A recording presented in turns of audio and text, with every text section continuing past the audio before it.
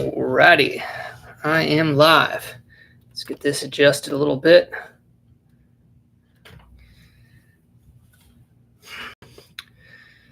Good evening / night, everyone. I hope you are all doing well.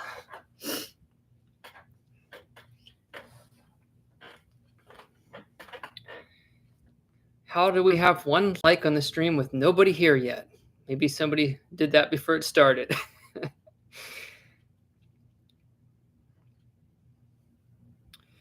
Michael, what's going on? Good to see you tonight. We got some goodies tonight. I'm just going to hang out here with everybody until we get a few more people in here before I start going through the $half. But got some other stuff to show too. I've been getting back into the cherry picking for silver, gold, and collectibles and stuff. So I got some cool stuff this week to show too. All right, we already got 9 people in here. Awesome. Janet, how are you? Thank you for stopping by. So if you're just coming in, feel free to smash that like button. That's, of course, if you like the stream. If you don't, just thumbs down. I don't really care. It doesn't really mean anything to me. I'm sorry to hear that, Michael. I hope the stream can help you feel a little bit better. I've been having some up days and down days myself. I've been feeling up and down, but pretty good today. I've actually figured out how to relieve some of my symptoms, and it's been helping doing different things with my neck. I've been doing a lot of experimentation.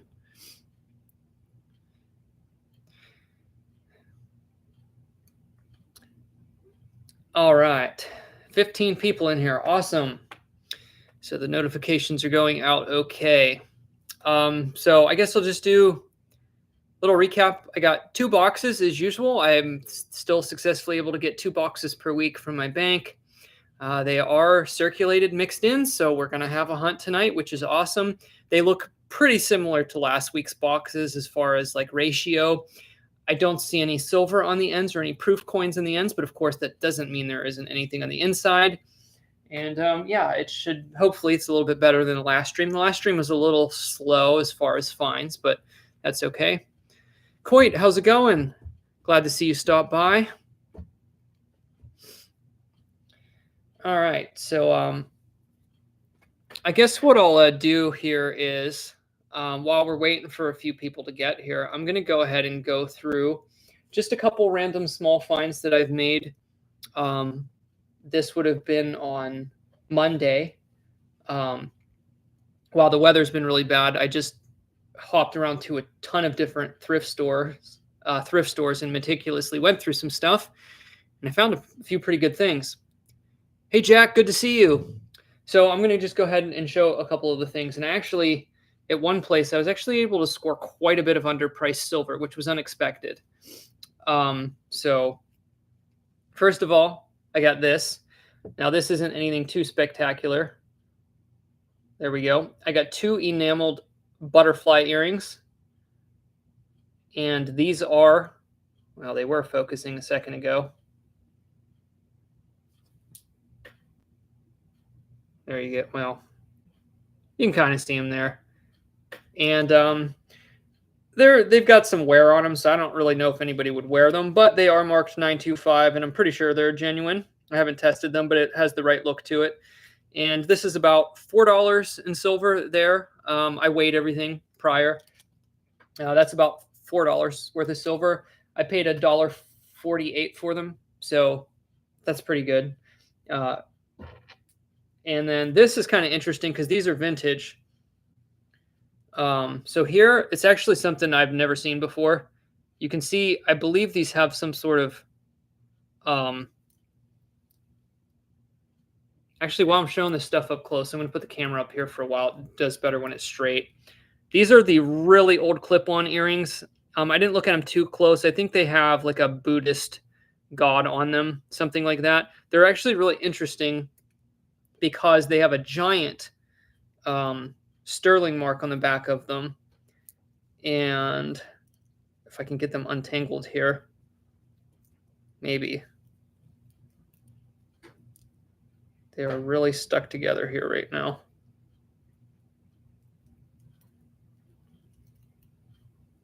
Hold on, let me unscrew one. That way I can just pull it out here.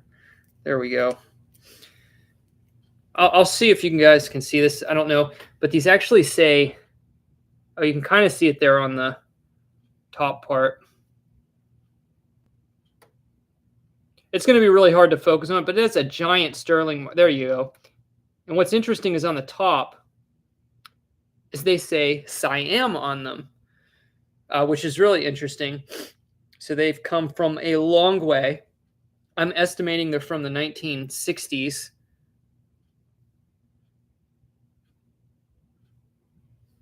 Yeah, the lighting isn't great right now.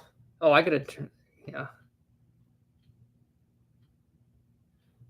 I'm just testing this camera a little bit. Yeah, this camera's a little funny. I forgot to get my newer one before starting the stream here for the computer that I'm using. But anyway, these are actually pretty hefty. There's, I measured, and there's $8 in silver roughly in them, just a tick over 8 based on what silver was at yesterday. Now here was the shocking, and I also paid like $1.50, same as the other ones. I paid $1.50 for those. And this was shocking. This was in like the typical costume junk necklaces. It's a pretty expensive piece of silver. Yes, this entire giant pendant is silver. It has a special, really thick, let me pull it this way. It has a magnetic clasp, a really thick one. So this is actually it's like a designer's piece, high quality. And it's ESPO 925, and it's a pretty interesting design. You can see it right there on the bottom. I don't know how they missed this, because I know that this particular thrift store does, I think, look for the better marks. So I don't know if they just saw this was big and flashy and just assumed it was junk, or if it was somebody who wasn't looking through the stuff. Don't know what to tell you, but it slipped through the cracks. And this giant slab of silver I got for, actually, no, sorry, I misquoted. The two other items I paid like $2 a piece for, and this was $1.50. And this is, I weighed it, it's just under $20 in silver based on yesterday's spot prices.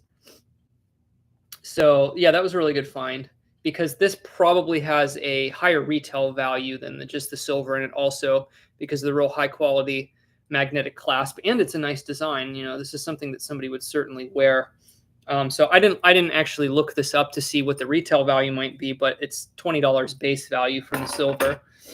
I'm going to show, I may as well, I just got a couple other things here I'll show, and then we'll get into the coins. But first of all, hey Sawyer, good to see you. And David, hey, that's awesome. Finding a 1 ounce silver pendant on the beach. That's sweet.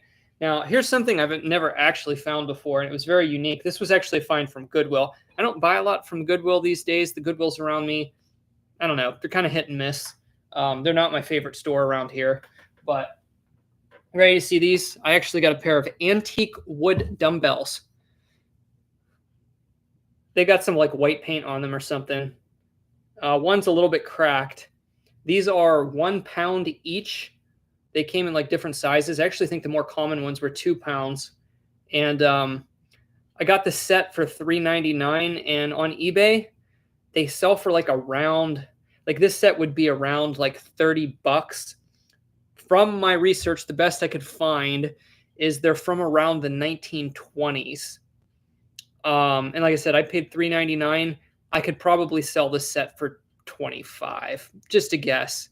If I sold them locally in my vintage booth, I mean, I think I could get 20 anyway. It's hard to say what people are looking for, but this is a cool primitive item that people are going to look at and pick up. You know, so I think if I waited for the right buyer, I think I could get 25 for the set. Pretty cool. I've never actually seen those before. And now I have a thing for silver plated stuff. Now these I have already polished. They turned out really good. This one was already relatively clean. I usually don't buy smaller pieces unless they're really the right price, but this is one of the better older brands. This is Gorham silver plate. and this is going to be real shiny. The camera is going to go crazy on it.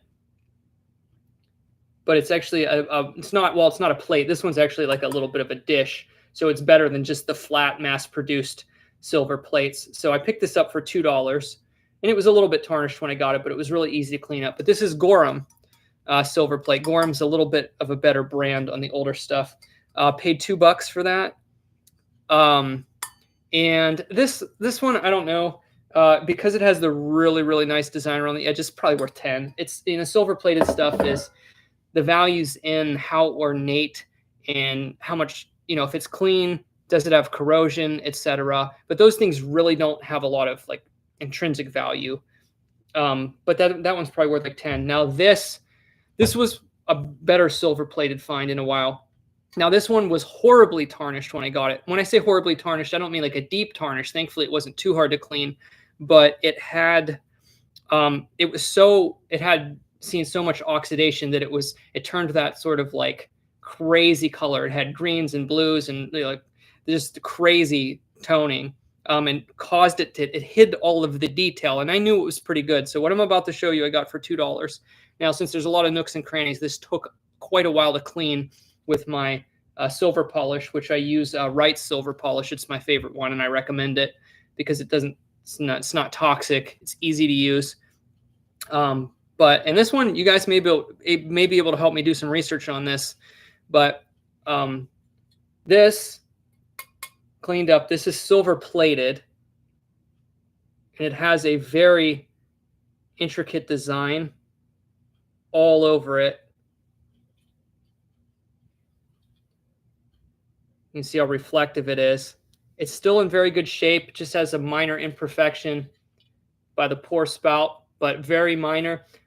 That'd be crazy if this was sterling, but I think that around the edges where there probably would have been liquid pooling over the years, there is some minor spots in it where you can see some green underneath. So it's a thick silver plating. Now, the interesting thing, now I don't know the value on this because I can't find an exact match online. I found a few things that are close. But the marking on the bottom is very interesting. I don't know how well I'm going to be able to show it. Yeah, you can actually see it pretty good there. There is the letter B, and then if I flip it around this way, I think there's almost a little heart hallmark stamped in it there. You can see it right there. It's right above the upside down B there. Now B, could that have been Reed and Barton? That's a common silver plate, around the mid 1900s. I don't know. I didn't in-depth research it, but doing a basic search, I couldn't find anything with those markings. I've never seen it before. But without knowing any better, just because of the exquisite detail on this, even though it's silver plated, I would think this would bring at least like around like $20. So anyway, I got that for $2, but keep in mind, this was heavily tarnished when I bought it, and you could not, it definitely did not look as nice, but it has the really ornate, feet on it too. It's a really good piece. A lot of places get so much silver plated items in that were mass produced. A lot of them aren't worth more, than like $5-6, or a nicer piece might be 10 to 12 cleaned up, even on the bigger plates. So sometimes these smaller items just get thrown in with the run of the mill stuff. And this was one of those times where I'm like, yeah, these two pieces at $2 a piece, those were good finds. So that's not everything that I bought. But that's just the smaller stuff that would be more interesting to the people here on the channel. And now I'm going to start going into the coins. But yeah, I got a couple really nice pieces of silver plate. And then if I add it up, I got about 20, 30, or 28. I got about $32 worth of silver items for like $5.50. So that was pretty good. And then, of course, those wood dumbbells. I did really good. And this is a tip for anybody out there who may be interested in trying to find better stuff at thrift stores. I go like when the weather is horrible, especially early in the week on like a Monday. In the winter around here, we've had incredibly cold temperatures over the last couple days, and a lot of people don't shop, and sometimes they have time to restock a lot of stuff, but there's not a lot of buyers. So on Monday, I hit pretty much every thrift store in my entire area, and I was finding some good stuff. So This is a tip for anybody. If you can get to the thrift store the first time they open after the weather's like really bad, maybe they even close down for an extra day or something. Sometimes they're restocked and not a lot's picked over. So yeah, in the winter when the weather is really, really cold and a lot of people are staying home, that's when I tend to focus on the thrift stores. It's just, at least around where I'm at, it seems to work a little better. Um, so I'll let you all pick in the chat if you want me to start with, we'll call this is box 1, this is box 2. There's nothing on the ends. There's nothing really that different between the two boxes, except box 1 does have an end half dollar that looks a little bit on the nicer end that I was checking to see if it's silver. I don't think it is, but it might just be like an almost uncirculated clad half. That's really the only thing that stuck out a little bit. That's in box 1. So you can put in the chat box 1 or 2. The boxes look pretty similar to me. No really discernible differences apart from that one nice one on the end here. But this is box 1. This is box 2. Put in the chat which one you want me to open first. And we'll start with that. Matt said it's Walker Wednesday. I hope so. I hope so. Okay, we got 2 votes for box 2, 1 for box 1. And how's it going, JR? I'm glad to see you stop by. Anybody else want to chime in? Matt said, I know so. We'll see how your prediction goes. Greener Pasture says box 1. So we got 2 votes for 2 and 2 votes for 1. And could this be like the last stream where it started with 1 box and then everybody else flipped it? So I'll let 1 person comment and break the tie. We'll see whoever chimes in next. Box 1 or 2. Well, JR said 1. I'm going to wait to, we're going to see if a newcomer. Okay. McGaw said 1. So we switched to box 1, which is here, and I'm going to go ahead and start. I'm going to go ahead and open that one with the nice ender first, because I'm just curious to see what it is. We'll do that, and then I'm going to back up here a little bit and put this down slightly. And that should be about good, and I got my bag ready to go. While I'm going through the coins, I can use my antique dumbbells, right? Get a workout tonight. Okay. They've got new bags. How on earth is this open? There we go. It just has a higher lip on the top of the bag. The bag's got smaller, and I think that, yeah, the bag's got a little bit smaller, which is fine, because the other ones were actually kind of annoying to work with. All right, roll number 1. We'll see what this nice one is on the end here and go from there. So the new to circulated coin ratio, it seems to be about 50/50, which is, I guess, okay. The nice one on the end was just, like I said, I was kind of right. It's like an AU, but it's a 74D. I could tell from the reverse that looked a little bit nicer. Since that's in really good shape, I probably should check that for the 74D DDO. Usually I can kind of see if it has something as any doubling with the naked eye. I don't think that does, but I'd have to scope that one. But anyway, let's get into this first roll. We got the usual 2021s and 2023s in here. And then just, I see some from the 70s, a bicentennial. Got a corroded one already.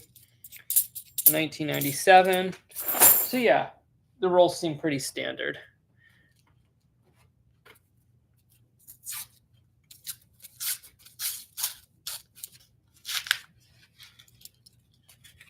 All right, second roll only has like 3 or 4 of the new ones, so that's pretty decent. At least these shouldn't be too saturated with the newer coins. That's good to see.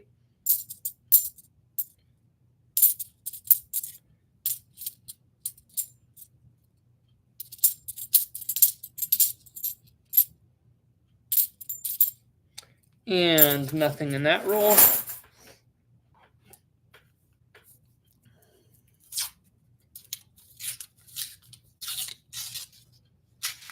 Whoa. Oh my goodness. All right. We got another gold-plated coin. Man, that's sweet. This one looks pretty good too. I'm gonna show the rim. There's another really interesting worn down one too. I don't think it's silver, but got a couple interesting coins in here. You can see the gold plated one clearly.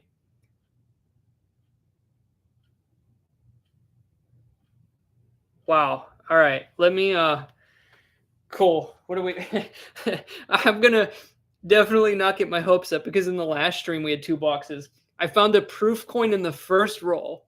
Nothing into the entire, well, nothing but a couple other odds and ends, but nothing really good from the first roll the whole way to the third to last roll of the stream where I pulled a beautiful 1987 NIFC. So like, I know it's like easy to get your hopes up, but let's take a peek at this here. Man, again? Seriously? We did it again?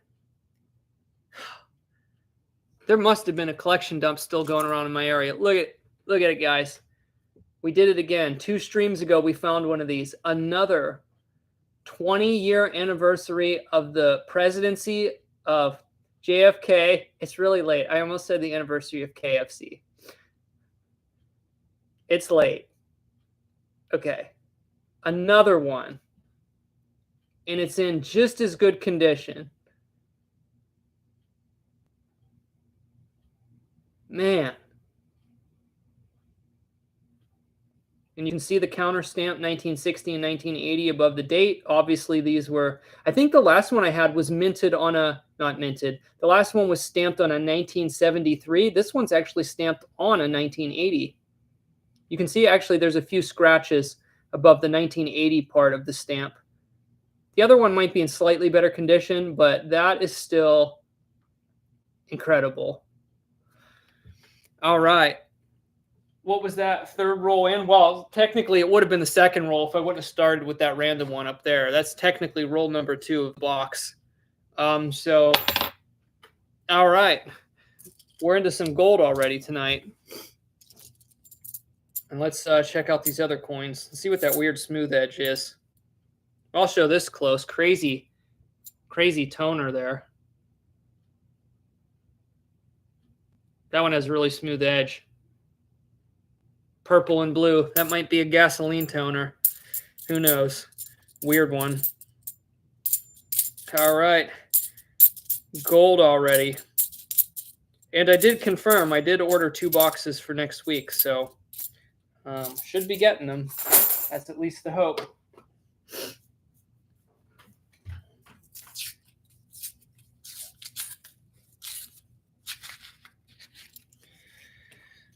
All right. Well, the monkey's off the back, or I should say the skunk. We're not going to get skunked tonight because we already got a good find.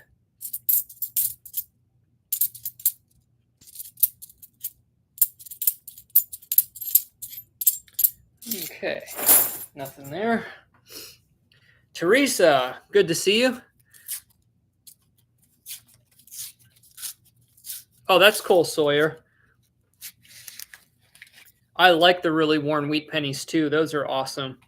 The super worn ones that can't read the date. Normally the wheat pennies that are worn so bad you can't see the date, not always, but normally they're from the 1910s or 09. They're usually the older ones. So that's really cool.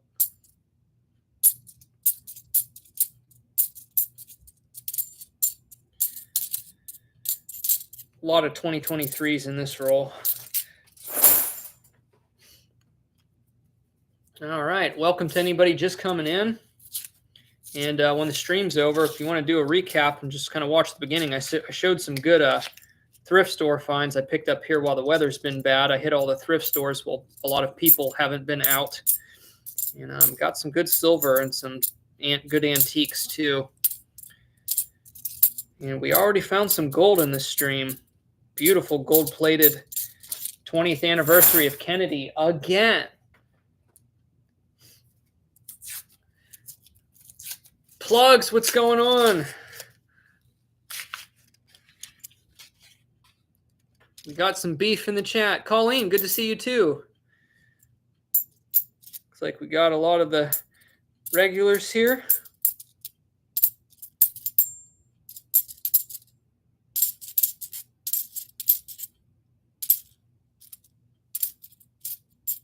There's a pretty nice looking bicentennial.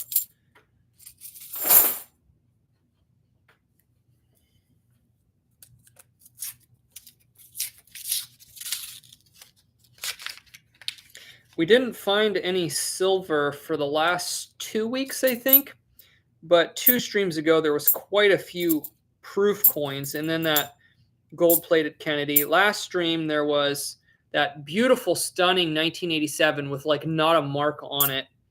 That was a good one. Actually, there's a near uncirculated 1988 there, but the 1987 is a more rare date. So at least we found that last week, even though it was slower with the one proof coin. But I think this week we're going to definitely, I think we'll definitely at least beat the last stream. But I did look, those gold-plated ones that are in really good shape for Kennedy, they seem to sell for, I think, around like $7 or $8. So it's actually a pretty decent coin.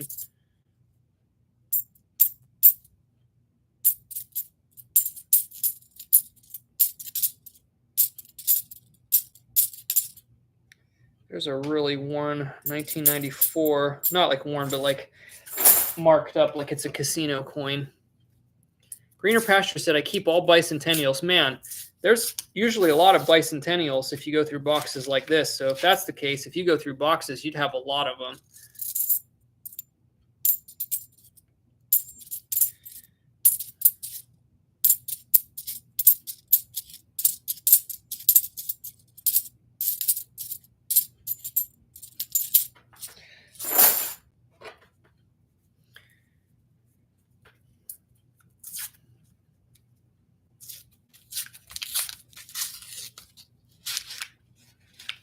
You're a really corroded side of the one rim here, and this roll has a lot of new ones in it. They're not always evenly distributed through the roll. Some will be heavy in the new ones, and some will hardly have any. There's a bicentennial with a big corrosion blob on the side of it.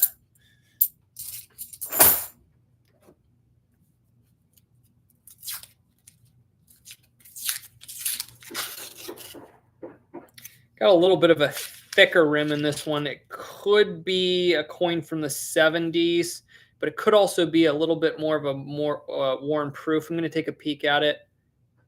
Okay, it's just actually a, wow, it's actually a really nice 73D. The rim was really thick, so I saw it from edge. It's a good sign to see coins like that. That's actually really nice. I'll set that aside and check it later to see if it's worth keeping. But seeing like that, coins like that is always a good sign. Definitely has a little bit of a thicker rim. I guess that one could be from a mint set, but it could just be just a normal business strike too.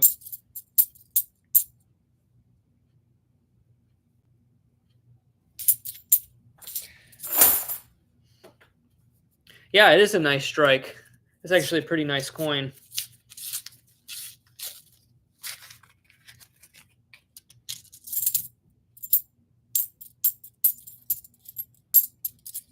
And I am checking all the 1982s and 83s for the no FG because they're easy to search for that error. So I am taking a peek at those as well.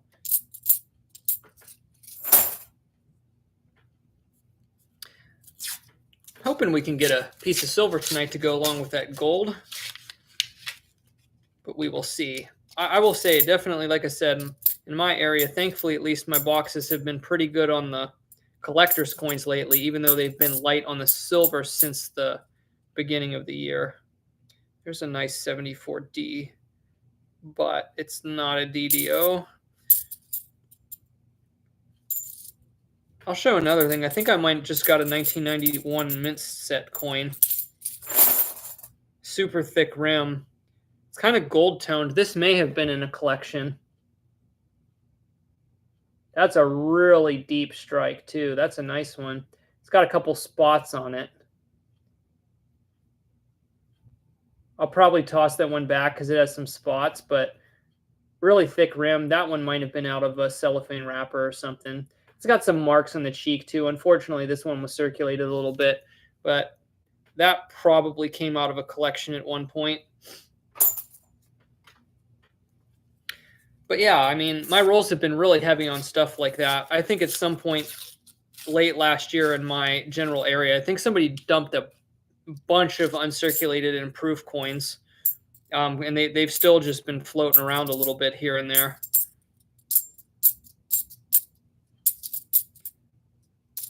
But yeah, I did one box that wasn't on video when I was just starting to get back into it, and I found six, I think, six proofs in one box, a single box. Got another thicker one here. I'm going to check it first. It's the second coin in. It's another one of those nice 74Ds. I'll show it up close. It's got it's got like a little bit of like a scuff on it. Man. Yeah, you can see it when I tilt it that way, but wow. Those are the ones that are definitely worth checking for the DDO just to make sure, because, oh, focus out. Come on, there we go.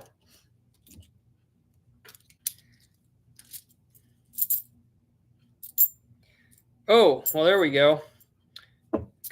This is only the second one I've ever found so far. Not that I've looked at every single date on the new coins, but I just pulled out a 2024. So you can tell these boxes are back to recently rolled boxes.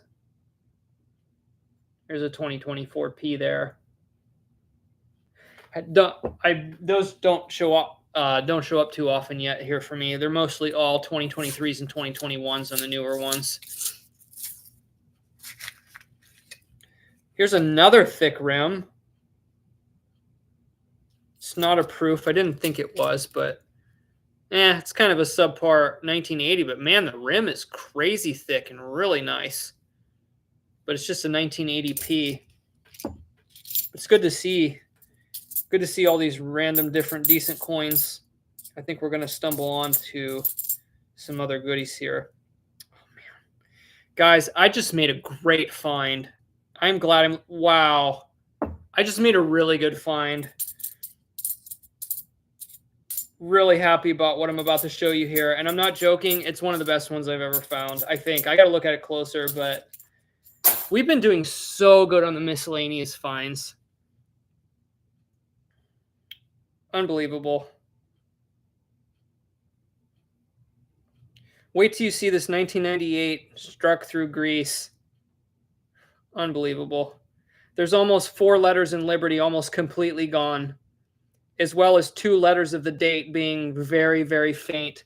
This is one of the best examples I found. The rim is almost slick around the edges. Look at that. And I'm hitting it in the right light angle so you can see that. That is a great example. You can see when I tilt it this way, you can't see the letters at all. Almost. Especially the L. The L is like gone. That is actually a mint error. This is not, well, I mean, the coin has somewhere, but the missing letters and the week date, that has nothing to do with where. That is an actual struck through Greece mint error. That's a fantastic example.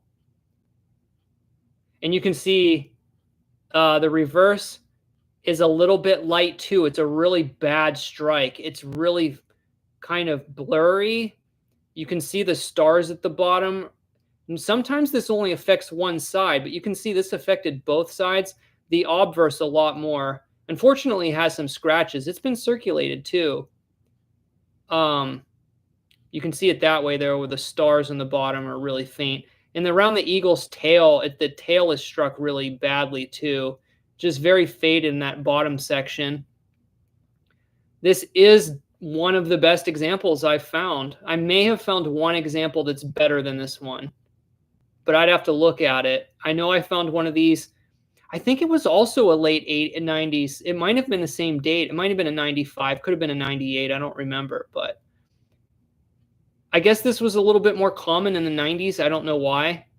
But that's a good one. It's probably the second best one I've ever found. Okay, so that gets set aside. Great error.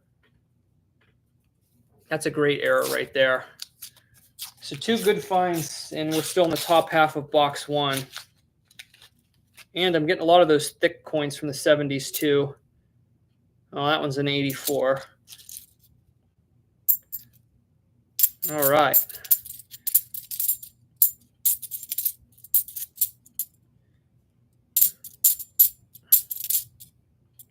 Wow. A really sharp 71D, but it's got some spots on it. It looks like it has original luster.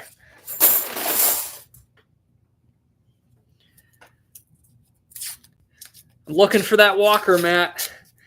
We can hope.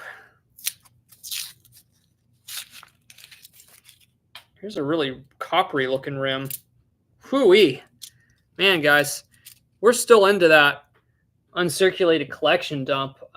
Look at this 88 birth year one for me. This thing is like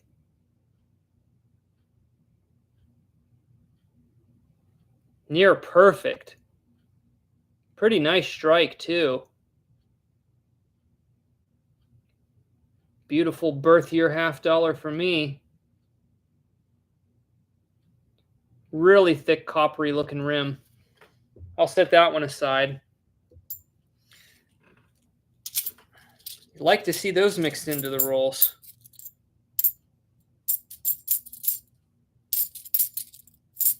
That's going to show us too. I mean, you never know. A piece of silver could pop up anytime. When you're finding stuff like that, anything's possible. David, how's it going? Eric said, I have a copper dime. How much would that be worth? Like 300,000? Well, if you get 300,000, dinner's on you, right? But honestly, I couldn't tell you off the top of my head how much something like that would be worth.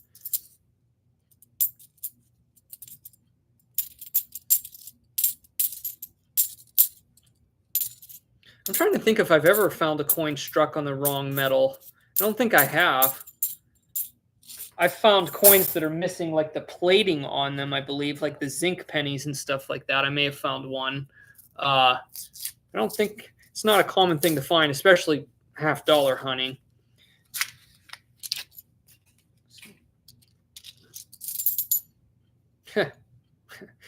Oh, whoa. Okay. This coin's got a lot going on. I just made another good find, and there's no way I would have been able to tell that by edge. Let me finish going through these, and I'll cue you in. This $half literally has my name all over it, and you'll know why in a second. And no, it's not because I put this coin back into circulation. There was a lot to look over at that coin, and you will see what I'm saying here in a second. But beforehand, just got a BU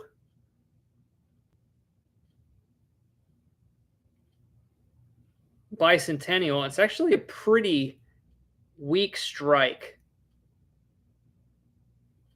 Oh, not weak, but just not a real bold one like some of the other ones we've seen. I'll set it aside and look at it a little bit later. Diggin' Dave, how's it going? I appreciate the super chat.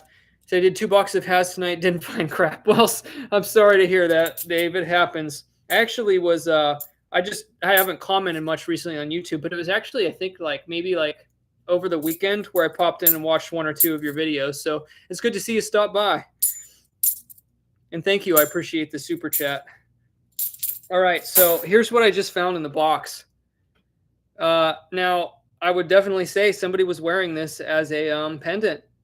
It is a hold coin, a 1988 S proof, and it's hold. And that's my birth year. So if I wanted, I could wear that as a necklace. Look at that. It's a circulated proof. And I'm assuming that somebody kept this on them. Maybe it was their birth year. But it's a circulated proof. I don't know what the odds of me finding that are. But that tells a story there, and it's pretty dinged up too. Like this has been around. I like it has a really cool kind of like weird gunmetal color to it. Oh, that's probably because it's a proof coin with all the finish worn off. That makes more sense. It doesn't just look like the normal circulated half dollars. It has a very specific kind of like gray tone to it. All right, so we got a crazy awesome struck through grease error, a hold proof in a gold 20-year anniversary 24 karat plated Kennedy half dollar, and some nice uncirculated ones. So we already beat the last stream, that's for sure. All right, well, okay, let's keep going. Now, just to make the night complete, all we need is a piece of silver, right? Or and a magic coin or something. I just got an uncirculated 1986. It's a beautiful strike, but unfortunately, it's got the ring of death on it. It was on an end of a roll at one point, so we're going to toss it, but it is another uncirculated coin that's not a new one.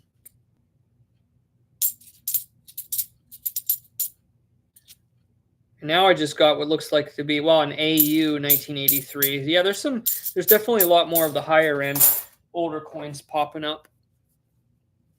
Yeah, exactly, David. It already has a hole to make a necklace out of it. They already did the work for me.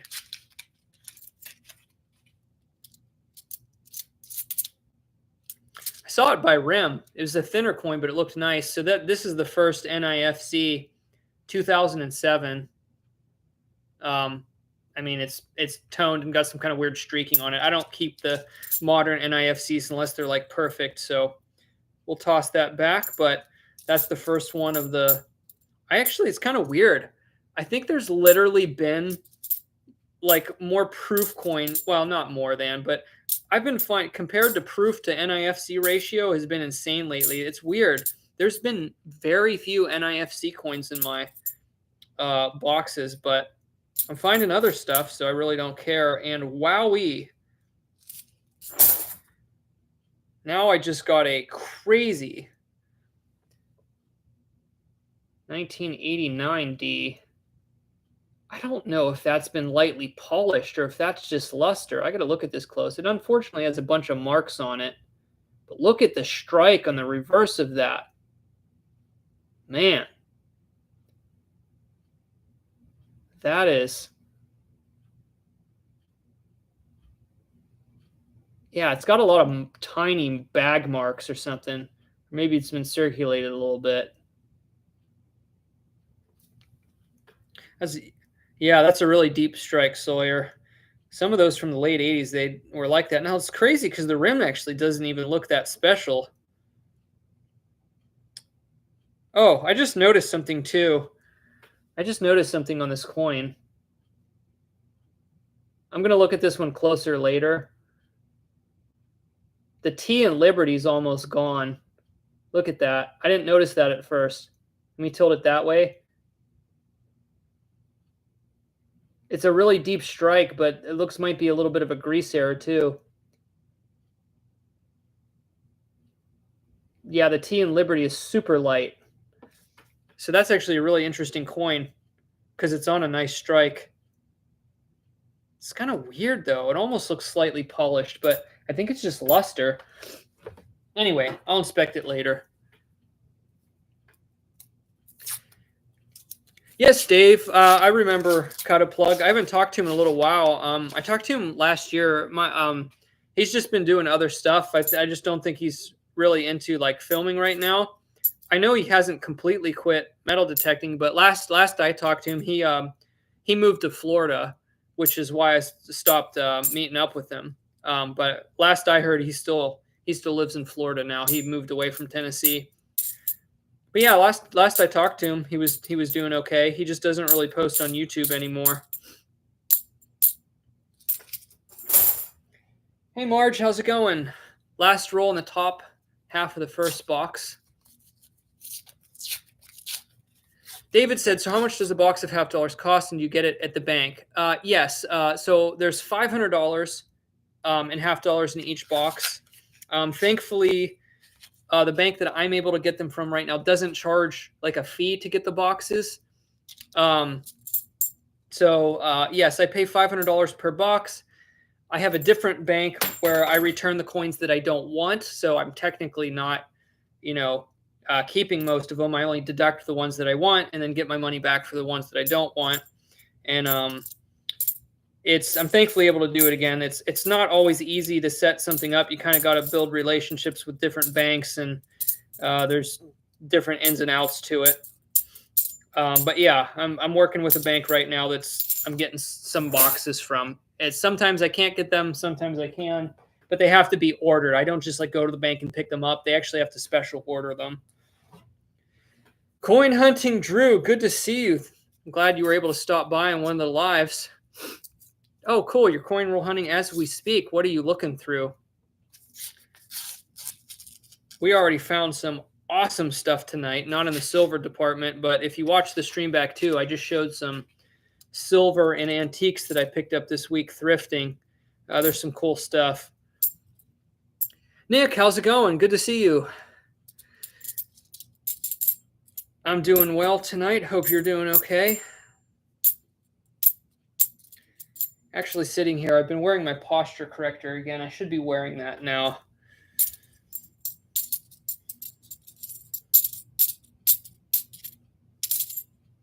Trying to remember to sit up straight so I don't make my neck any worse. All right. Let's get something good in the bottom half of this box. Nickels you're going through. Cool. 1904 V-nickel. Those V-nickels don't pop up very often in the nickels. And you got a W quarter. Hey, better than nothing, even if it's not in good shape. Today I had to run to the local grocery store here, and I pulled 50 cents out of the cash cow machine at a Food City. Just modern quarters. And one I think it rejected because it was all beat up, and the other one was just a state quarter.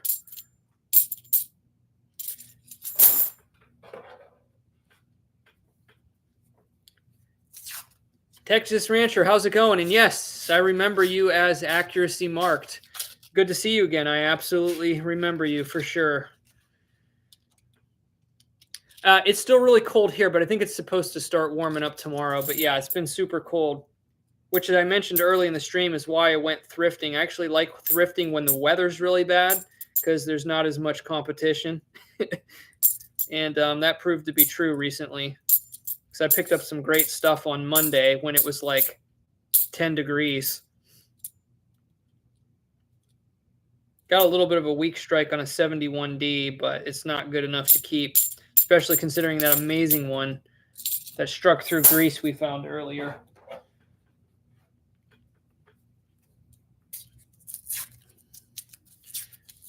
All right. Come on, let's get us something else. And I'll do a recap at the end of this. I'll do a recap at the end of each box, so everybody, if anybody's just coming in and isn't able to watch it back, I'll show everybody what we found. I got a coin that's really worn. Doesn't quite. Okay, I just missed something by edge, and I let curiosity get the best of me, and I checked the date, so I can't guess. But guys, we got a proof. And it's a nice one, too. So I will let you all guess the date in the chat. It's a nice one, too. A really nice one. Probably part of that collection dump I've been pulling out recently. That is nice. That's really nice.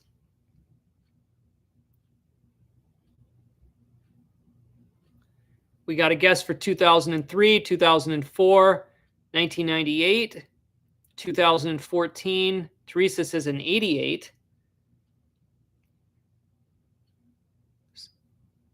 I'll see if somebody else wants to put in one more guess.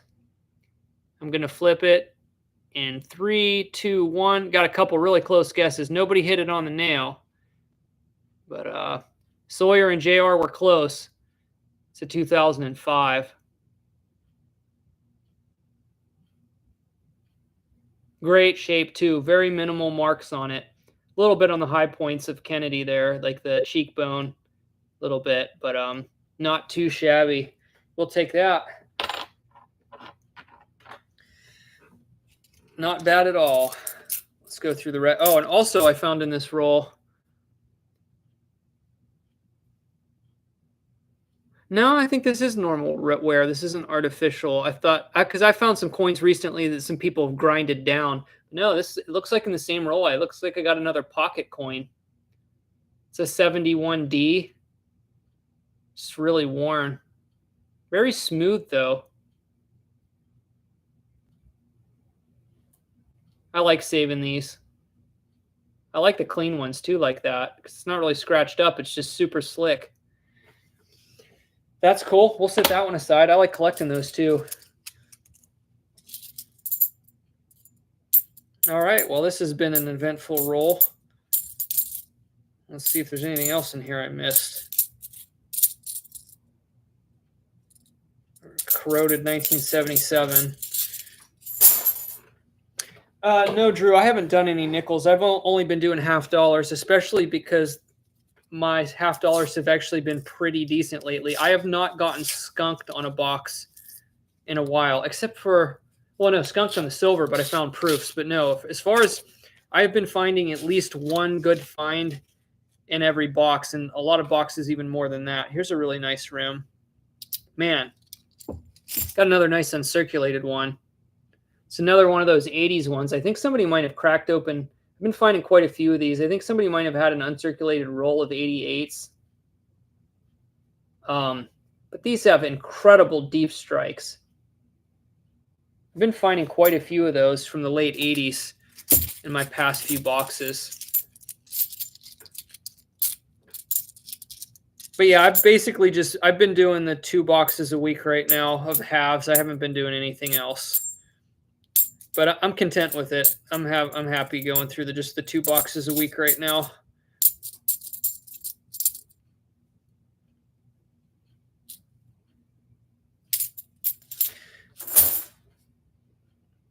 I don't know, Sawyer. Well, I think that's part of it. I think finger rubbing is part of it. I think people kind of like play around with them all the time. I do think that's part of it, but it could also just be, the friction from moving around in the pocket and stuff. I think it's a mixture of everything. Hunter, how's it going? Good to see you. Anybody just coming in? We're having a really good stream tonight. No, so wow, there's a really messed up rim. It's coppery though. We got what I'm going to call a parking lot coin. Yikes.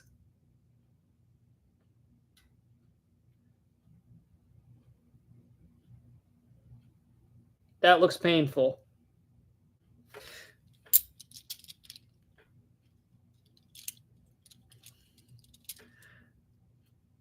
Nice, JR. That's pretty cool. I haven't looked for some of the more odd varieties like that. I probably should. Is that an easy one to spot, or do you got to look at it pretty close?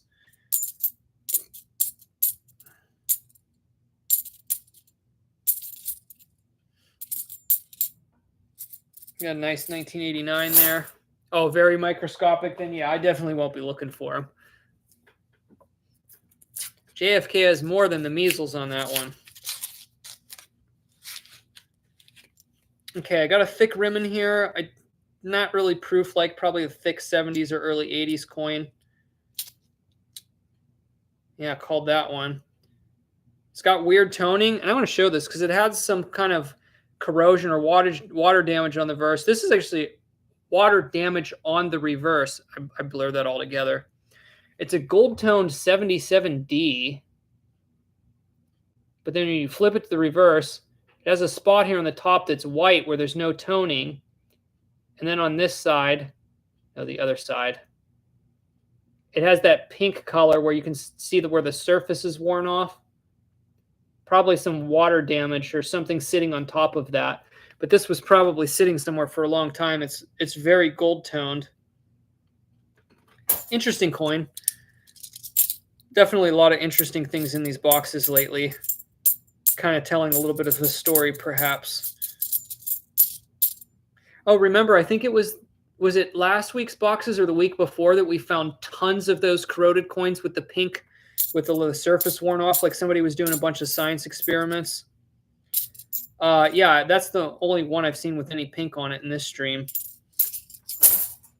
Yeah, there was a bunch of them last week. Crazy corroded ones. Toby, how's it going? Jan, good to see you. We're having a great stream tonight. And I'll recap this first box here at the end. Okay, there's a 2009D NIFC. It's actually in really good shape, but like I said, I don't keep the newer NIFCs. That's a nice one though.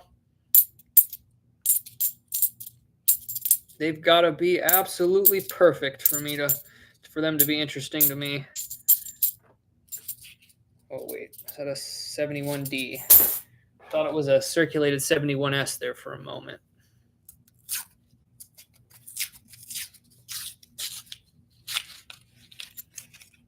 Another thin-looking coppery one. Is this an NIFC? No, it's just a nice 1997. Man, a piece of silver would really make this a complete box.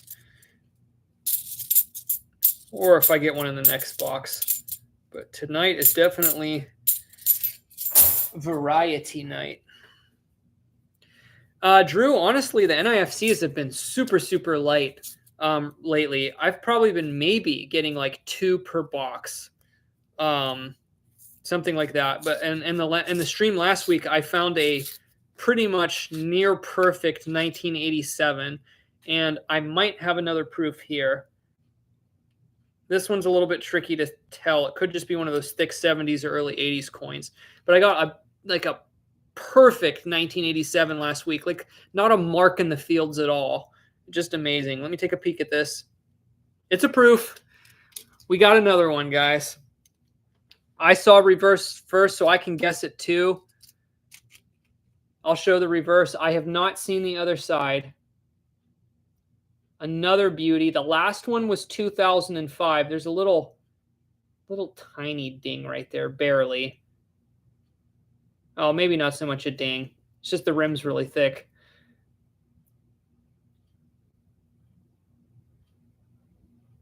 I don't know what year I want to guess. Go ahead and guess in the chat. The last one was 2005.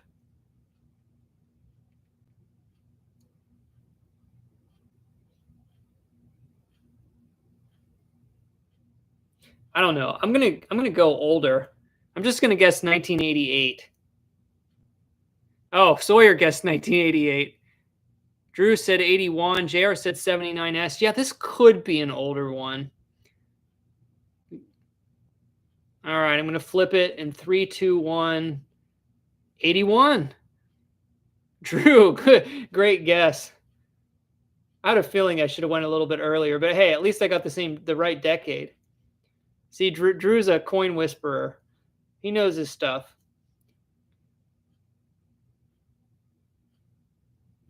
Yeah, that looked like a little bit older of a reverse to me too. There you go. Pretty nice one too. It has a very slight gold tone to it. I don't know if the camera picks it up around the edges.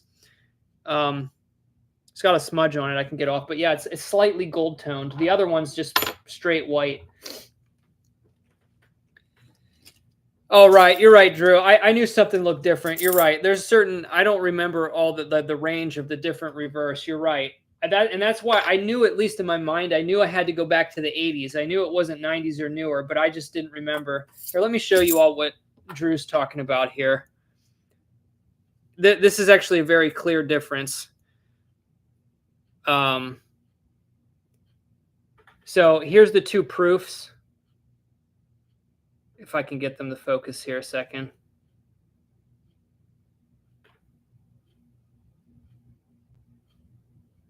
I have to put the camera up straight a little bit. It doesn't like to do, it's so hard to do this backwards with the mirror thing. There you go.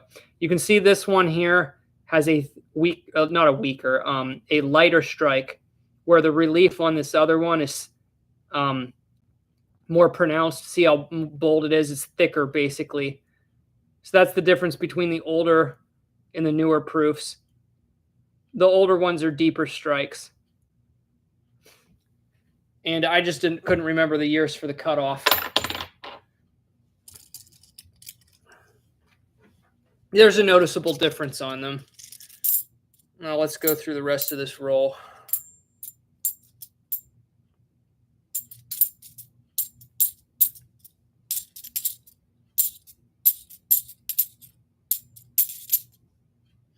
Well, there's a date I don't always find. I usually find the 2021s and 2023s. There's a 2022. I don't find as many of those. And I did get one 2024 in this box too. That's only the second one I found. I know, Drew. Too many years. I've just been out of the loop a little bit and getting back into it. Because I had to stop looking for a long time too, because all of my boxes for a long time were just brand new 2023s. Thankfully, these are back to normal. And the cool thing was, I wish I would have ordered a little bit more test boxes before, but there was a interesting period after all of the new 2023 boxes were cleared out over the span of quite a while. Then there were like old boxes. When I say old, like boxes that have been sitting for a few years from like batches I used to get on my like streams like years back. It reverted back to those batches that had been rolled and sitting in the vaults for several years. And it was like a blast from the past, but then those cleared out. And for a few of the boxes I had no new 2023s in it. So you can tell that they were probably sitting in the vault since at least like the early days of like COVID or something. And then the new boxes like probably pushed them to the back. And then I went through a couple boxes like that, and now they're all mixed. Now they're back to the boxes that just always have tons of the 2021s and 2023s mixed in. JR, that's awesome. My area was straight 2023s for a while, unfortunately. But I was taking a break anyway, so I didn't mind. But I didn't try to reorder them for a long time. I should have. It's got a really sharp 73. Not going to keep it though.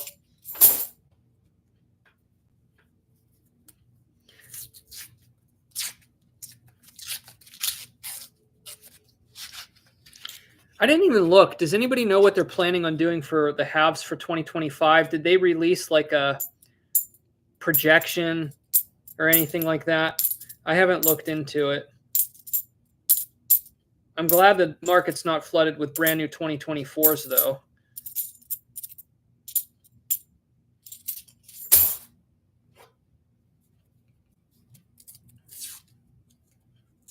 Yeah, I know, Drew. I'm the same way, especially with the nickels and different stuff like that. A lot of them are,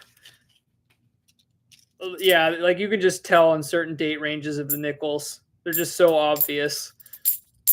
Oh, I mean, obvious to just a few people. You just do it for so long. You just get used to it. I got another one of those science experiments coins, which I think that's what they are. I'll show it again here in a second. We found tons of these in the last stream, probably like a dozen of them at least.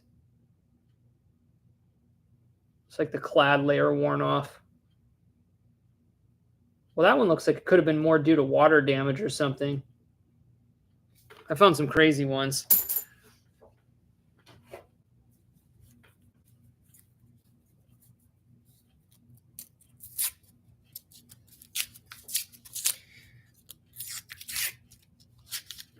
Okay. I'd like to see it. Ooh, I got a beautiful blue-toned bicentennial. You don't often see that blue color. And I just got an 83 week strike. Unfortunately, you can still see FG a little bit, but it's super blurred. It's badly blurred. I'm going to take a peek at it again here in a second. I don't know if the blue tint will show up on this, but let me look at this 83. It's a really bad strike. Struck on an old die. You can see some of the voids. I'm not going to bother showing it. It's nothing too pronounced. It's back in the bag. Let me see if the blue tone shows up on camera on this one. Maybe a little bit. But this has like a bluish tint to it. It's actually really cool toning. The camera's not really going to do that justice. Pretty nice condition too, but it's got an awesome blue tint to it.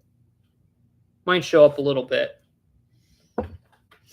Probably just toss it back though. It's nothing too pronounced.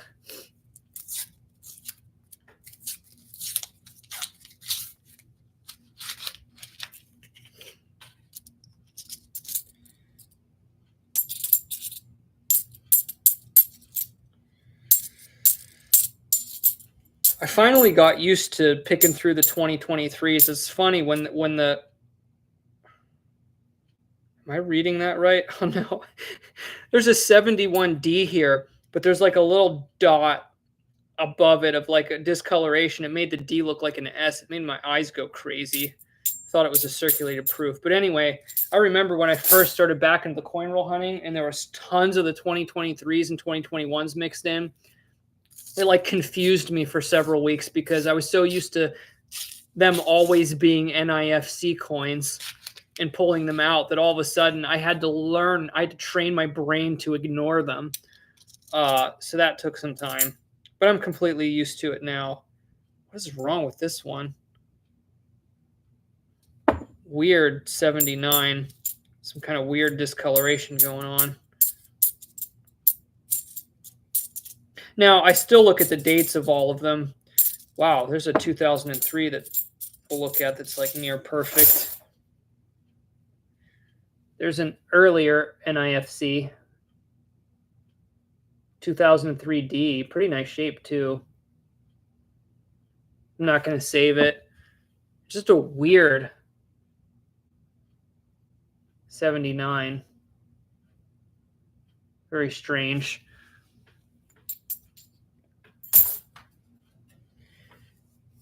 Oh, nice, Drew. You weren't joking. You're literally coin roll hunting while you're watching me. You like didn't pause. You're still going. Nice find.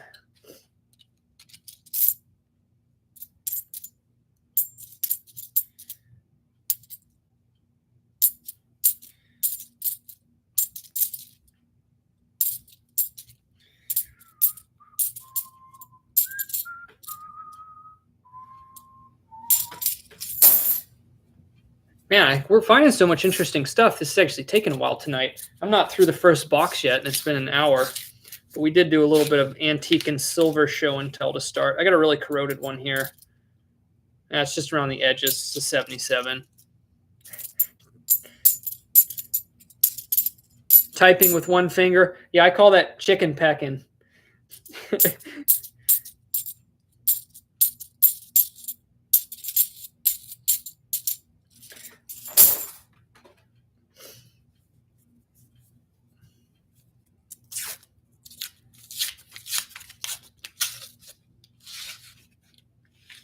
Okay, I got another thick rim here that might just be I don't think that one's proof. It's probably late 70s, early 80s. And then I got a corroded rim. Let's check the one that might be a proof. Nope, it's just one of those. Yep, late 70s, 79. They like to look like proof sometimes. And there's another 2022. Really weird. This is similar to that 79 we found on the last roll. Weird. 83. With some corrosion. And then like it's like uncirculated. It's like full luster on the area that's clean. Wait. Making sure that's not an S. Is that a P? I gotta look up here close. Yeah, that's a P. That's not a circulated proof. That's a P. Thought for a second that was a circulated proof.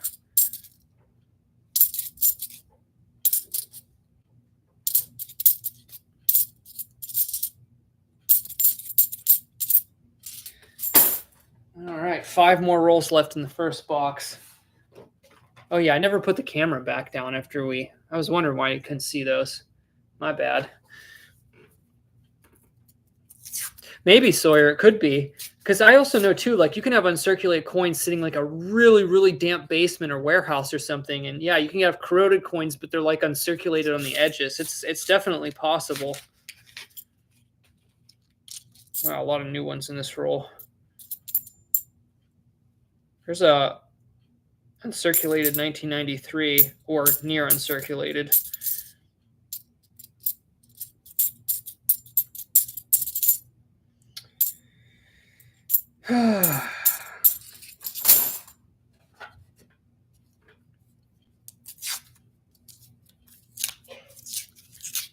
Oh, that's cool, Jan.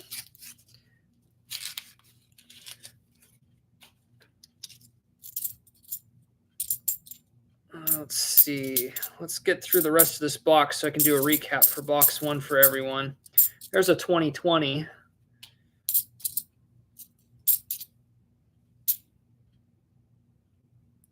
$1983 week FG, but I can see it there, so not worth keeping.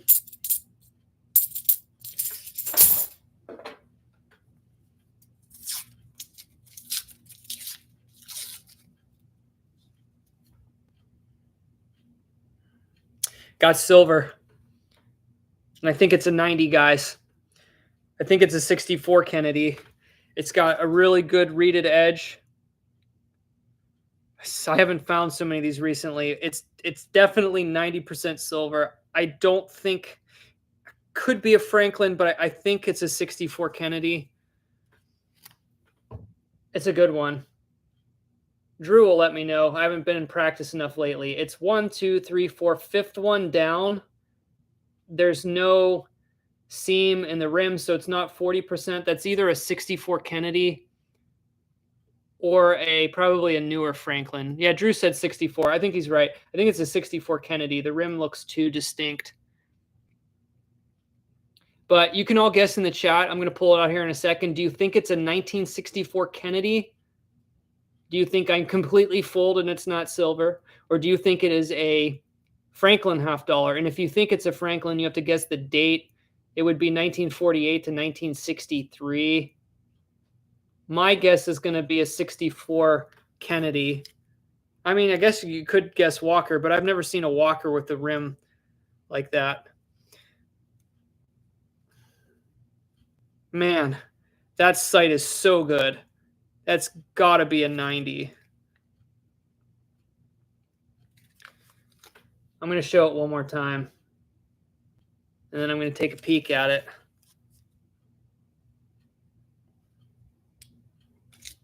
Oh, man, do I like the toning on that. Man. Well, there it is, guys. Came out reverse first. And I can tell you right now, it's going to be a 64, but that is great toning too. You ready to see it? In 3, 2, 1. 1964. Man, 90% silver. Got a little bit of corrosion on it. Wow. I like that. Let me look up the melt value today.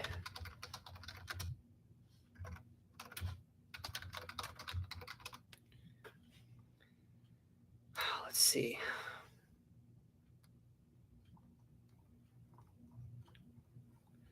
Let's see.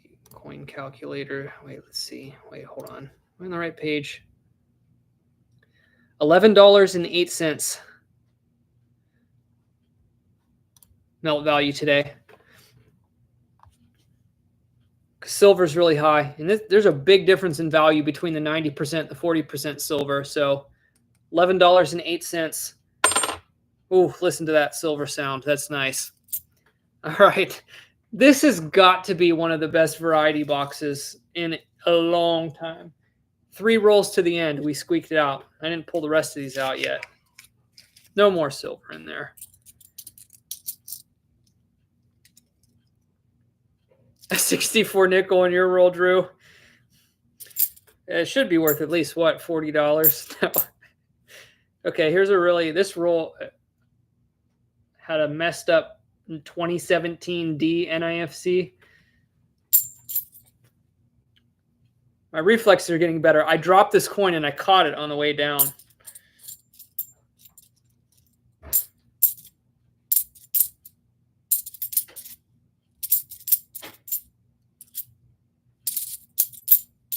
Okay. Oh, yeah, and I forgot to show you all. There's a marked coin in the end of this roll. I don't find a lot of marked coins in my area. But anyway, that's the mark on that coin. Hi, Dig. What's going on? Good to see you. Man, that 90 came out of nowhere. That was nice to see.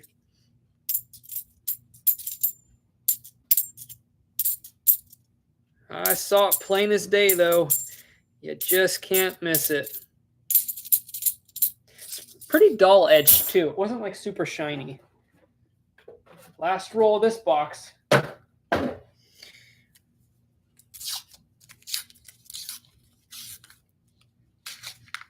we're going to do a recap of a awesome box here. Phew, some of these 2021s are like blast white. It's a gold tone 79.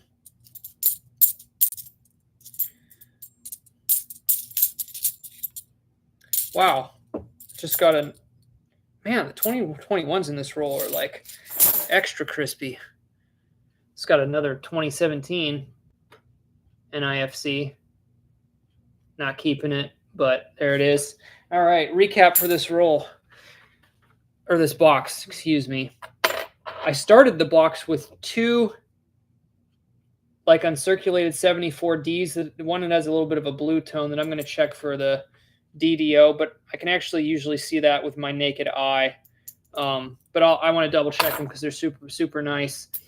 I got some uncirculated 1988s and 89s that are really nice that I've been finding in the boxes. I'll show one just to give you an idea how nice some of these are. This is probably one of the nicer ones, but I've been finding a lot of these uncirculated late 80s ones in my boxes lately, and some of them are just super nice. So I found a few of those, an uncirculated bicentennial, one 2024. It's only the second one I found, but I'm probably not going to keep it. It's just anyway, to the good stuff.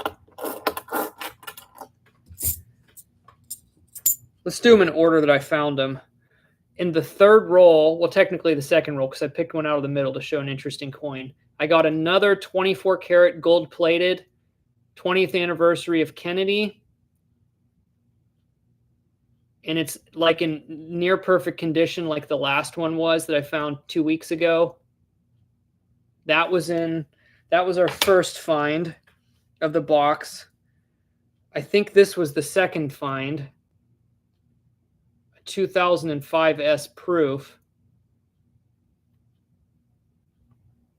Really good shape, only minor imperfections.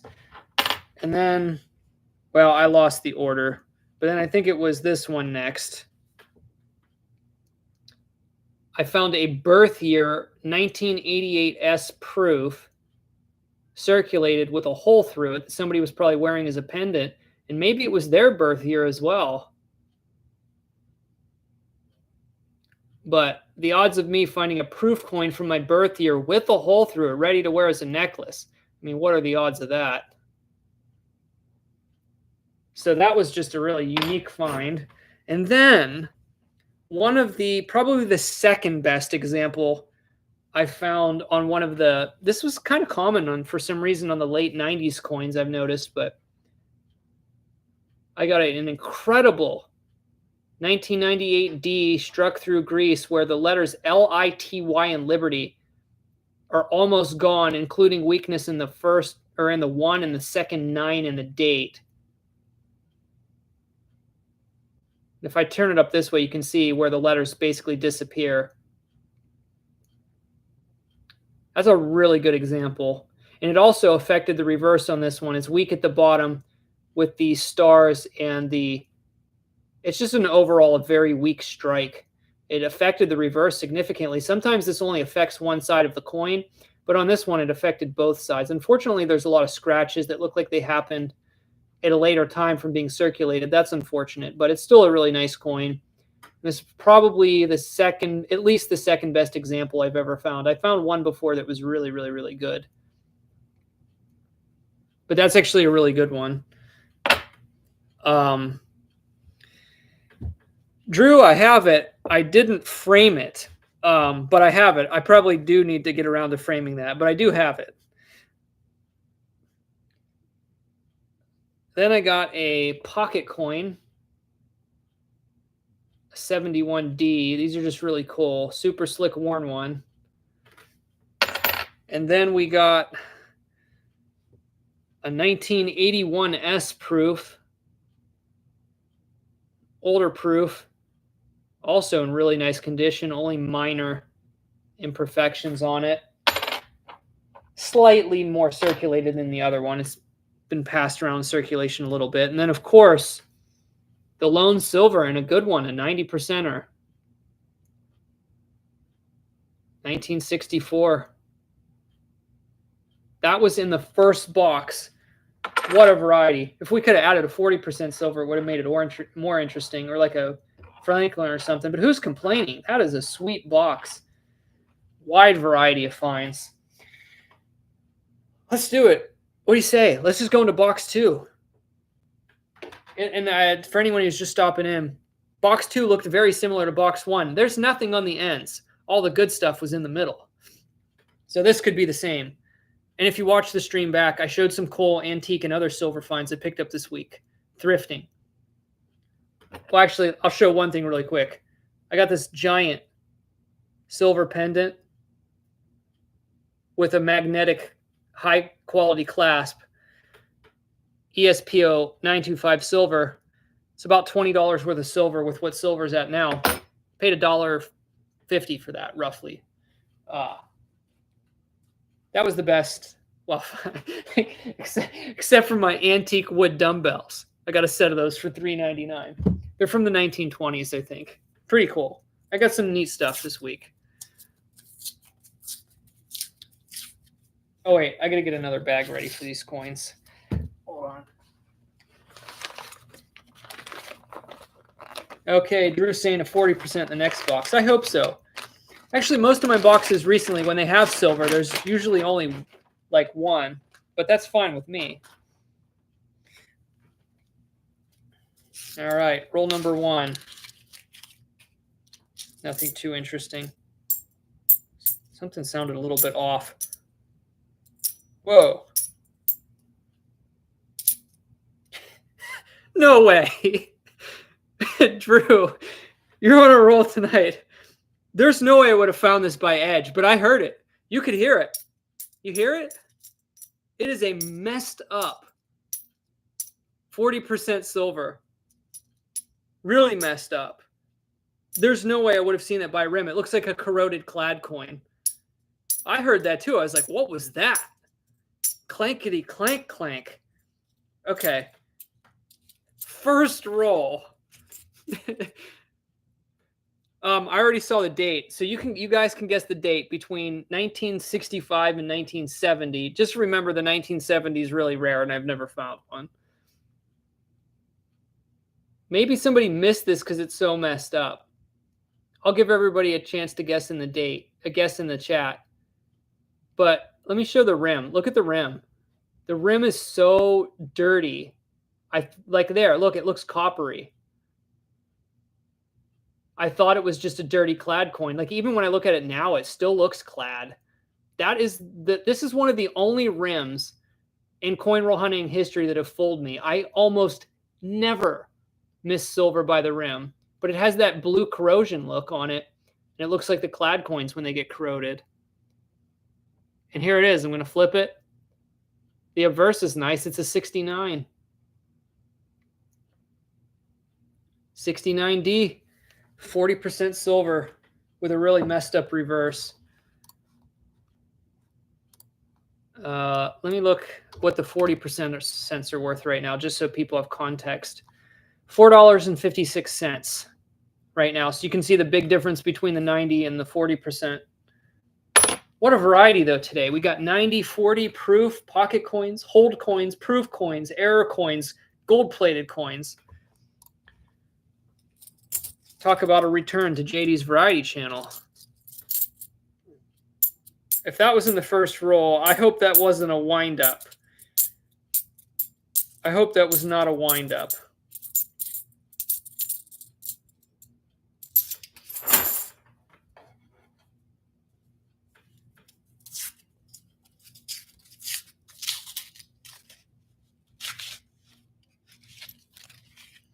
Don't see any here.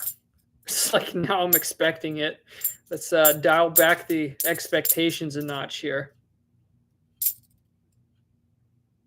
Dude, I got a 1979. The mint mark's like filled in. It's like a blob. Might show that to everyone. It's like a filled in mint mark. And there's a 83 struck on a weak die, but those are common. Now I got a 2014 NIFC. Maybe this box is going to be better. I'm tossing that one though. Huh. I like the direction this is headed though. I just want to show this because this is interesting. It's like 79D. Mint mark's like filled in. It's really like a blob. Had me squint. I had to look at it really carefully to make sure it wasn't an S.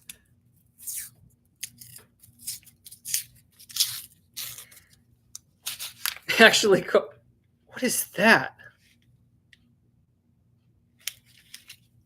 Is that a 40? I got a really weird rim here. I had one of these fool me. No, I think this one's fooling me. I see some copper poking through there. I'll show it to you all. This might be one of the corroded ones. I found one of these a couple weeks ago that looked like a 40, but it's got that blue gunk. I think that's a corroded clad. I'm going to see what Drew says. I'm going to make him guess. Yeah, I agree, JR. That's a gunky clad. It looked super gray and dark when I pulled it out of the roll, though. But when I look it up closer, it's like a gunky blue. I can see some copper poking through there, I think. Anyway, well, let's see. Yeah, it's clad. Drew said a 71D. Almost. 71P. That's still good on the guess, though. It's close enough in my book. I had one of those a couple weeks ago, though, that was even like more. It fooled me even more than that one. Like that one, I kind of, after I looked at it, I was like, yeah, that's just clad. But the one a couple weeks ago had me really convinced. Because I can't remember. Something else happened to the coin, too. Like it was polished or something. I can't remember. Something really weird.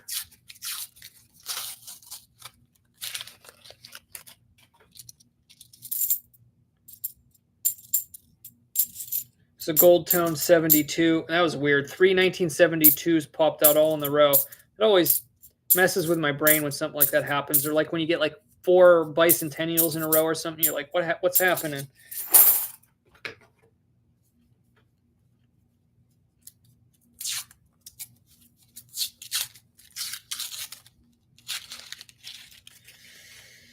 Oh, I don't see anything in this one.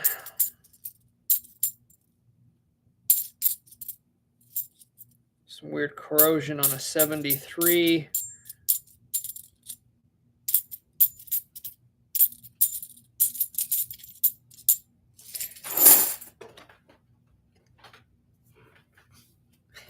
Yeah, Drew, you've been doing it for a long time.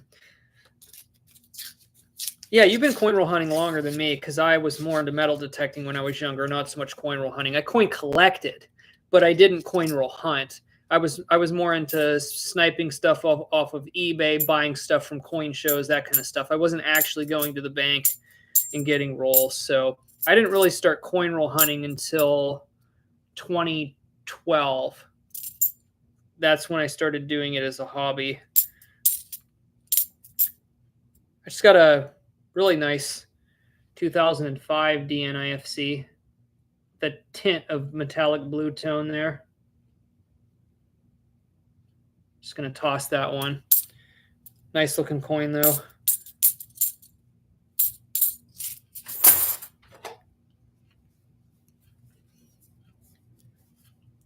Yeah, don't we all wish we had some Bitcoin right now, right?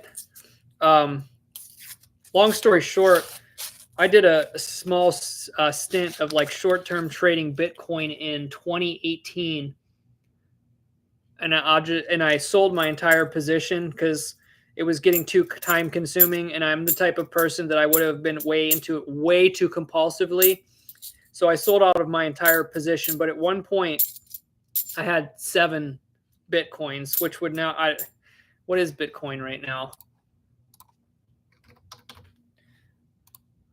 Yeah, just over $100,000. I had 7 of them. At one point, I was trading with 7 Bitcoins. I made a few $1,000s in the span of like 2 months or something. I don't know. I made like 3 grand or something. But I was doing it when it had dipped after like original highs. It was up to like 15,000 or something at one point, and then it dipped a lot and was really bad the next year. I was trading it when each Bitcoin was worth like between like 3 and 5,000 a piece. Yeah. But at one point in time, I had money invested into 7 full Bitcoins. Well, plus some of my profits. So it was a little bit over 7 Bitcoins. And yeah, that would be worth now over $700,000. That's crazy to think about. Yeah, that is kind of crazy to think about, actually. I didn't trust it enough to keep it, to be honest, but I should have kept one. I definitely should have kept one. I almost bought back in when they were like 10,000 or something. I was considering buying one back, but then the price kept going up, and then I'm like, oh, I don't want to take the risk of it crashing back to like 3 grand or something. So I just never trusted it enough to make really big speculations on it. But I first started looking into it. Well, yeah, it was higher. I'm trying to think. I first looked into it in 2015. So I've known about it for a long time, but I never actually bought any of it until that major price dip in 2018. But that's when people were theorizing and wondering, oh, is it going to go back to nothing? So I was already nervous trading it when it was that cheap. But realistically, if I would have kept one Bitcoin, I would have checked the price, and when it probably went over 10 or 20,000, I would have sold it anyway. So there's no way I would have waited till they're worth what they are now. I would have sold it when I could have like made, like 4 or 5 times my investment. I would have sold it. So it's not like I would have kept them until they were worth that much anyway. I know myself well enough to know that. So there's a thick one that's an 82.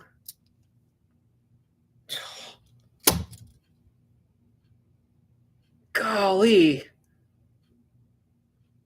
No way. Oh, it has some gunk on it. I'll have to get that off carefully. I literally just got an 82 no FG. And when I say no FG, I'm not talking about you can see any trace of it. This is a bold, deep strike. And I see no trace of the FG lettering at all. Like legitimate no FG. And it's not altered. It's nice. And of course, it has some sticky stuff on the front that I'm going to have to get off carefully. But we got a nice error here. So there's that nasty gunk on the front, which is going to be hard to get off without damaging it. It's got some like hair on it too. 82. Nice, Drew. I see that in the chat. I'm looking over the side. Wait till you see that. No FG, not even a trace. So that's a legitimate 1982 no FG initials. And it's on a really nice strike too. Let me show you all compared to a normal. Let me get one. Here's a 74. So for anyone here that doesn't know what I'm talking about, look to the right of the tail feathers on this 74. You'll see the initials FG, which, if I remember correctly, was the engraver's initial, FG, right there. I'll show the one I just found again. This is a known error on 1982 and 82 and 83 half dollars. Nothing. It's very common to find them with it weak, but this one is a legitimate no FG error.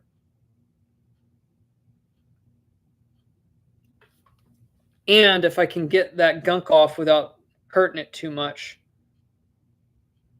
Oh man, that stuff's really on there. Oh, it'll come off though. It's not too bad. I'll work on that later.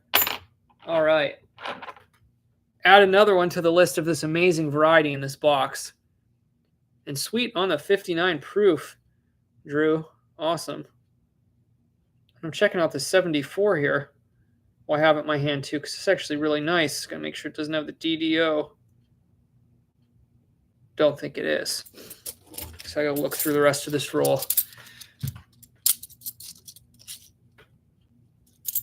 This is a stream for the record books on Variety.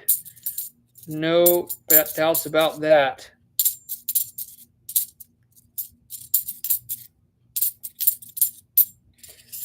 Now all I need is a Ben Franklin or a Walker to close this out, right? Or a Magic coin. Of course, I'd rather find a old silver than a Magic coin, but I've only ever found one Magic coin.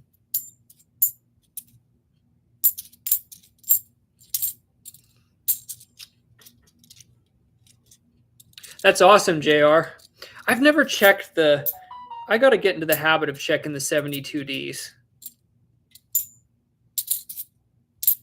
I did get a collection dump once where I think somebody accidentally dumped a lot of errors they'd pulled out in circulation, because this was back, I think, in around 2018 or 19. I think it was 2019.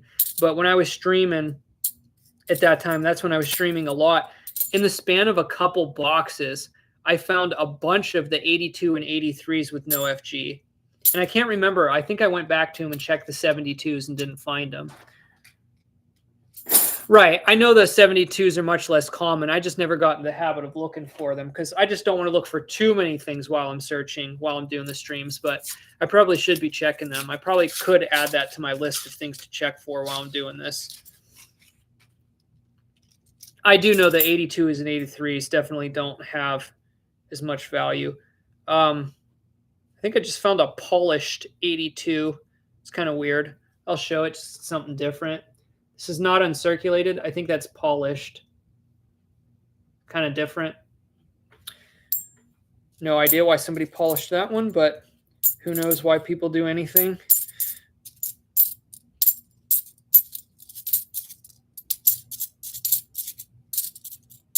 But yeah, that was weird. I actually got a collection dump of no FGs once because I think there was a lot of, I can't remember, but there was some other bizarre errors that I don't normally find that popped up too. And I think I was finding like 87, the 1987 NIFCs. It was definitely a non-silver collection dump that had obscure errors that I was finding. That was a while back.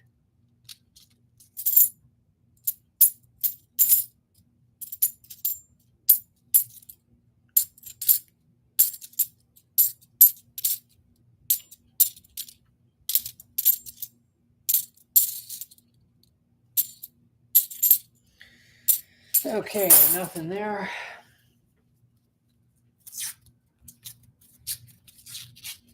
Oh, yeah, Linda said or a foreign. The foreigns are rare to find in the $50, but I did get that British penny.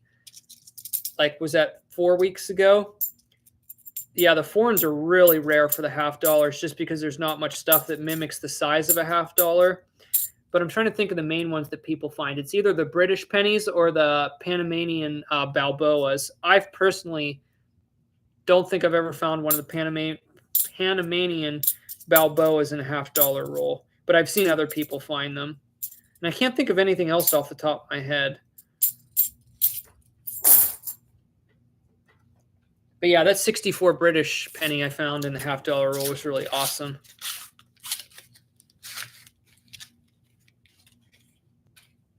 Interesting looking rim here. Just an uncirculated 1996.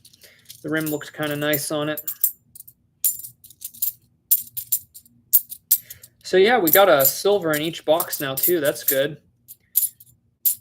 Even if I don't find any more silver, one a box is good, especially because one is 90%. Oh, you got a Haitian coin. It wasn't round. That's amazing. Trying to think of other foreign ones I found. I found I think I found one of those Bermuda coins in the nickels. Can't remember the other ones. Yep, there goes it. I can't remember the stuff. I know they foreign ones pop up in the pennies quite a bit too. Because the pennies and nickels are common size of other foreign coins. I just don't remember off the top of my head the ones I found. I'll have to look through my coin roll hunting finds.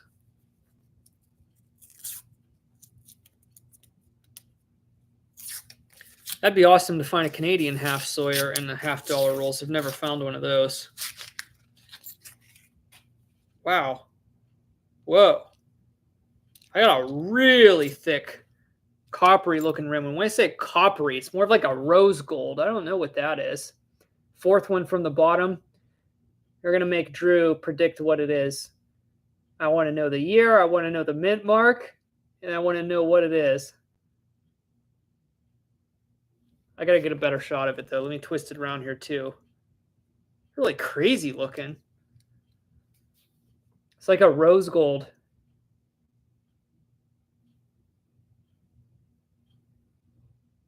Or is it just nothing? I don't know how well a camera's picking it up. Drew said an 81p. That's probably the best guess if it's just one of those thick ones from the late 70s or early 80s. It's one of those science experiment coins. And Drew, you were super close. That's what I would have guessed too, somewhere in that range. It's an 82. Or one of those really messed up ones I've been finding.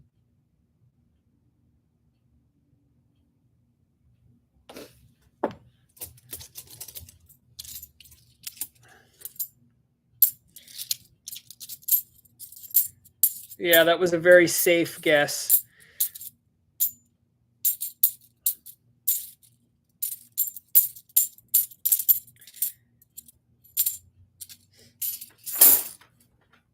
Okay.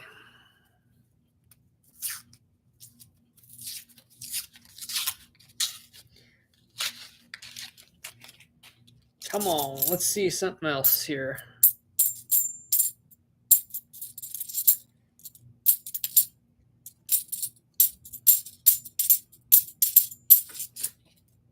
I don't know why. For some reason, on the 1971s, I always think the D mint marks are.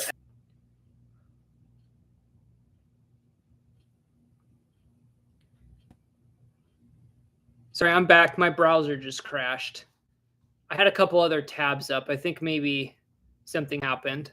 Okay, I'm still back. Thankfully, it didn't make me start a new stream. But yeah, my browser crashed.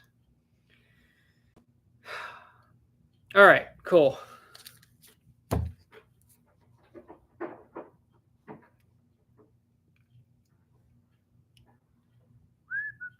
I had a crash in my end that was randomly unexpected, but I had like 4 different tabs up, so there's probably like ads or something that made it crash.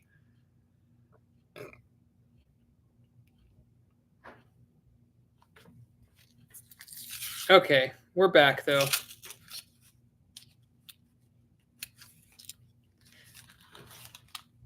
I'm sure all of you who are really into coin roll hunting have done this at some point.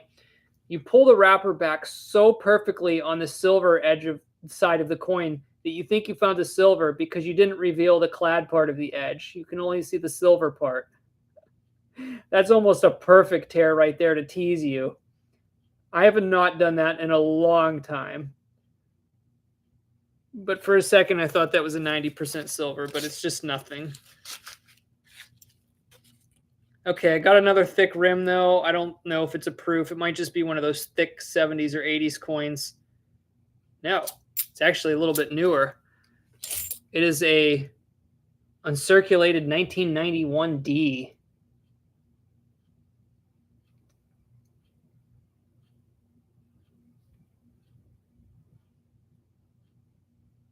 It's got a couple spots on it. It's not perfect, so I'll probably toss it.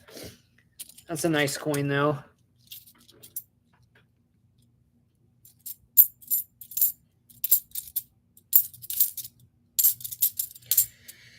Alrighty. We're about due for a find. What do you say? So if anybody's back in the stream, you might want to refresh just to make sure you're current, because the stream crashed on my end and I couldn't get it back up for like 2 minutes or a minute, however long that was. My browser crashed. which doesn't happen often because not on the computer I'm using. It's usually pretty good, but I had like 4 different tabs open I forgot about. I had a couple open from earlier before the stream, and then I opened a couple during the stream.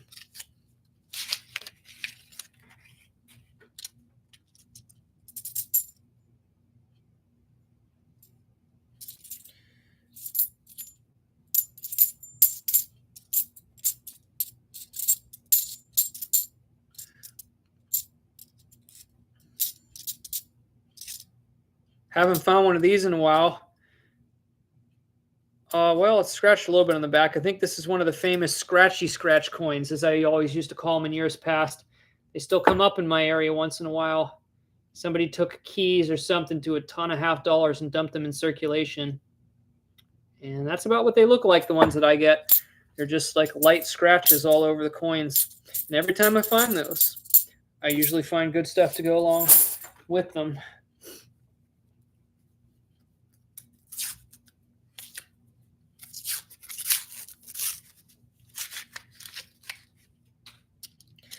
This, where I'm at in this box is actually heavier on the circulated coins than the newer ones, so that's good. Gives us more chances to find something. This one only had like 2 or 3 new ones.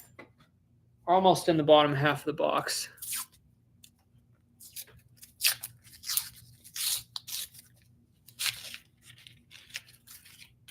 And I say that, and the next one is like half newer coins, just when I think they're getting lighter.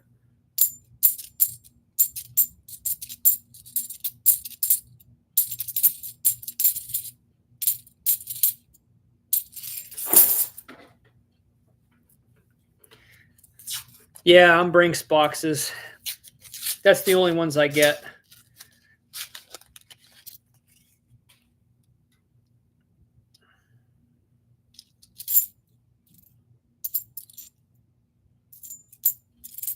I had one time where somebody must have cashed in a roll and that went back to the Brinks facility, because I did once get a Loomis roll. It was kind of like messed up.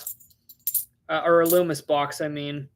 So from the bank I order from, I only ever got a Loomis box one time. And I just pulled a 2013 NIFC 2013D, tossing it back, and we're going to start into the bottom half of the box now.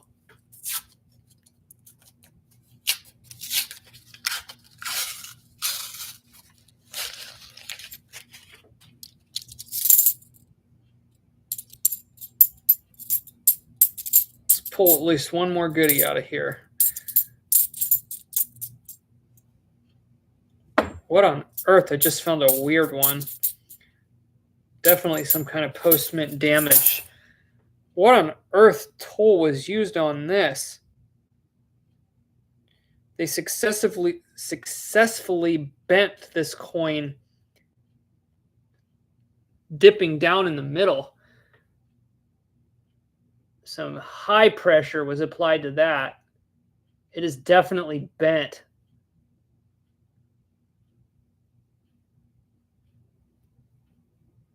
And you can see it bulges out on the reverse.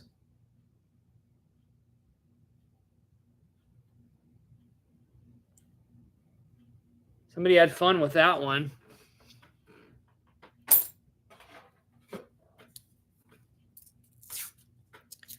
Hey, at least you can get them. 40-minute drive's better than not being able to get them at all.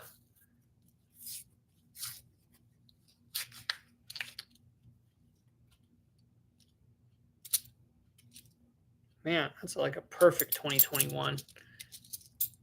Michael, I don't even think a chair would have to be like solid metal and have a ton of weight applied to it. Like, you'd have to be like putting force on something, not just like casually sitting on top of something that was on that coin. Unless somebody was like jumping up and down on top of a heavy metal chair, then maybe it could have done something like that. But that takes a lot of force to do that.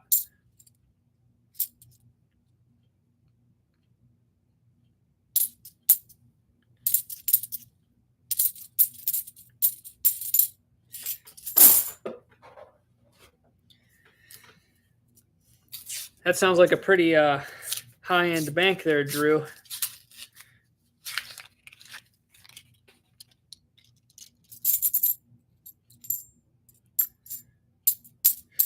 I don't want to fade into the night. Let's get something else cool. There's definitely no complaining happening here. We're going to have a good recap at the end of this stream. Okay, Drew, I got you. Okay. Don't fool me. Is this another 79? No, an 81. Another thick-rimmed coin. It can sometimes looks like proofs.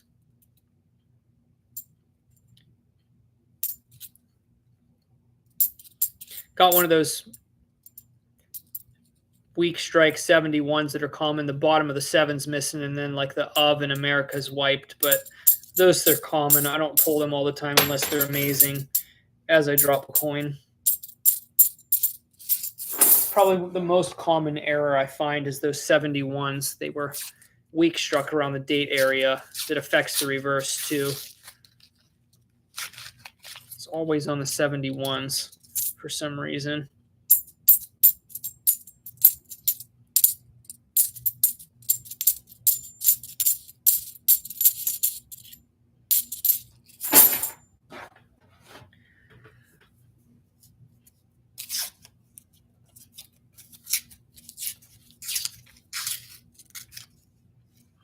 Oh, that's awesome at Walmart.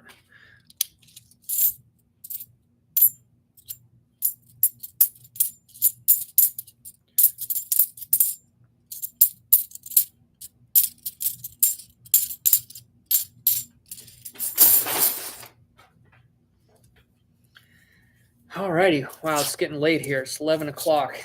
So I've been finding a lot of good stuff. Been going through the boxes a little bit slower than usual, but it's slowing down now. All of a sudden, there's nothing really interesting showing up in the rolls.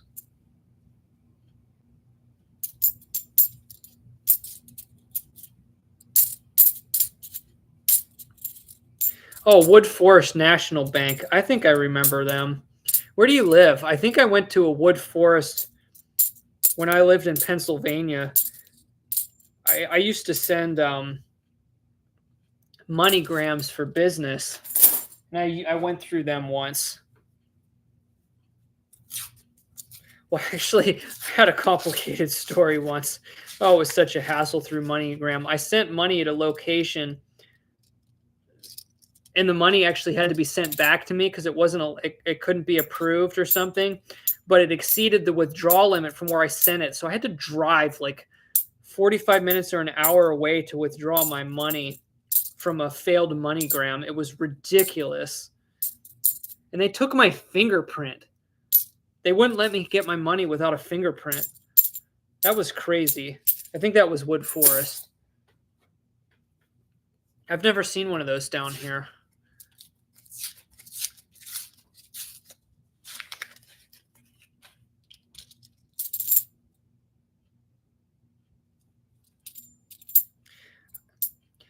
Have you guys noticed that the strikes on the 2023s, a lot of them aren't great, that they're really weak around the rims?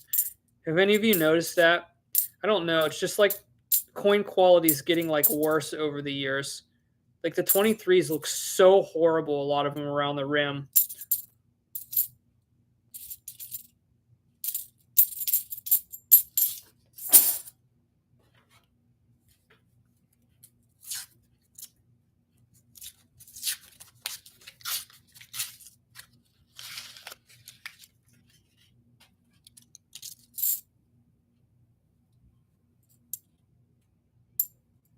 The 2016 nickels, I haven't really noticed, but then again, I don't really go through the pennies and nickels hardly ever anymore, so I didn't notice that on those.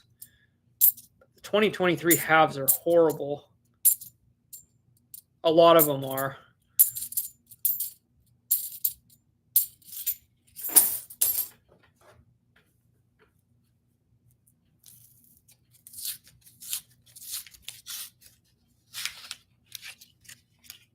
Another interesting rim here. Yeah, it's just one of those. It's going to be a 78, 79, 80, 81, or 82. Called it. 79.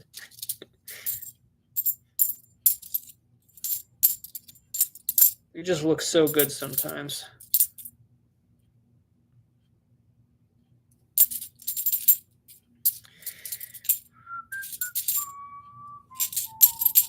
All of a sudden, we slowed down.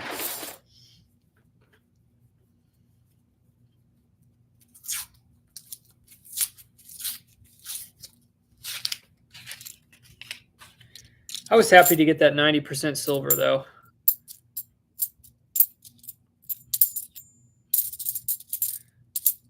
Ooh, there's a really nice 71D. That's uncirculated. I'll show that one. I didn't notice that from the rim. Oh yeah, the rim's really dull. Huh. Dull rim, but a really nice coin. This one isn't perfect. It's going to get tossed. Oh yeah, the reverse is really nice. I saved so many of these because I had a collection once where, I don't know if you remember some years back, I had so many blazing white coins from the early 70s. It was like the most amazing BU dump. I have so many of those. I don't really need to keep them.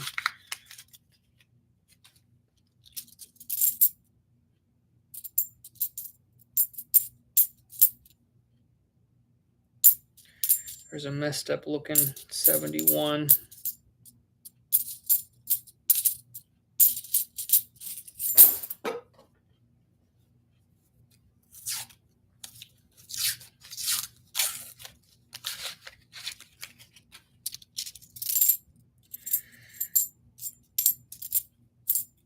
Yeah, I'm pretty happy with this though. I've been finding stuff every week, doing this 2 box a week schedule.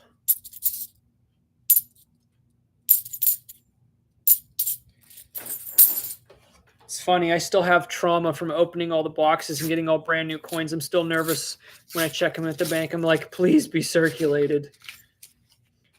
And I think the uncirculated 2023 boxes are finally gone. At least I hope so. I hope I don't randomly get one anymore. You know what? They probably will pop up now and again now that I think about it. They may not be completely gone, but I haven't hit one in the past 2 months, so. For anyone just stopping in, we're having an amazing hunt tonight. It slowed down a little bit, but going to have an amazing recap once this box is over. And if you go back to the beginning of the stream when I'm done, there's one of these crazy toned ones I've been finding the past couple weeks. But I showed some other silver I've picked up at thrift stores and some antiques and really cool stuff too.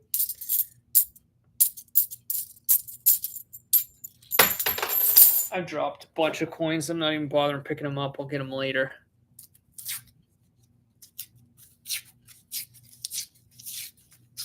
Hey, Frank, how's it going? Thanks for stopping by. Yeah, I'm hanging in there. This one looks awfully thin. For an 89, that's weird. Wow, that's really thin. Yeah, weight feels about right, though.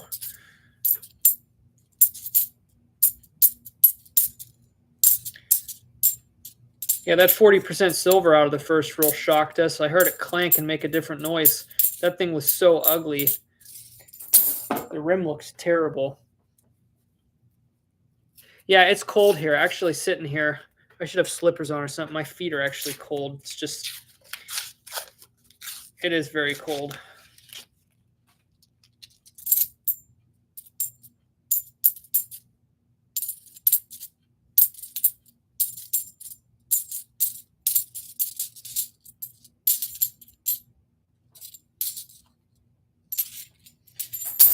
Well, we're down to the last 7 rolls here.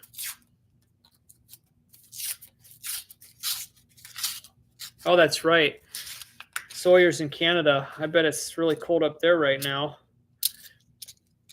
Whew, feels like negative 20. Ouch. It was actually, thankfully, it was full sun here today. So even though it's super cold today, some of the snow melted just because it was full sun.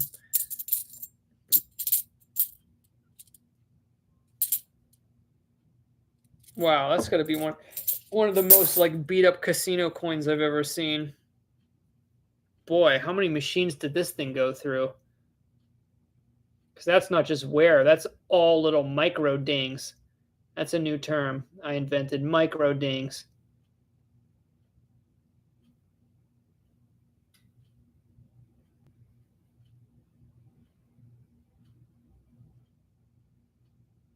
The obverse is a lot worse. Man, that thing's hard to see. Oh, I'm good, Colleen. I won't be here much longer. They're not too cold. A little cold. It's more of those gold rims. 79 and 79. Two gold tone 79s in a row with the thick rims.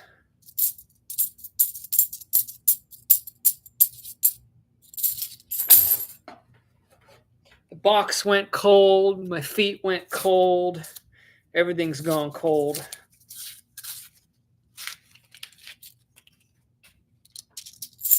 It is crazy that in this box, it always happens to me. There was silver in the first roll. How does that always happen to me? And this is how I always position my boxes. I have the flap facing the back, and I start in the front left.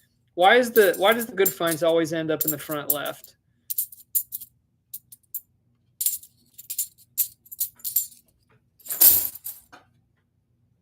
And sometimes the end of the box too. That's been the trend on these streams lately. It starts hot and it ends hot. But actually the whole first box was hot. That first box was insane.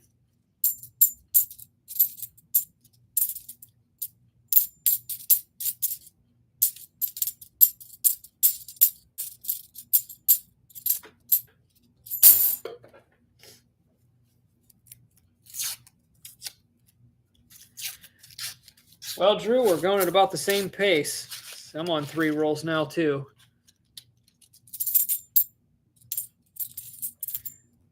So let's hope you get a shield nickel in your last roll, and I get a seated Liberty half. How's that sound? I just got another pocket coin. I don't know why I've been getting so many of those lately.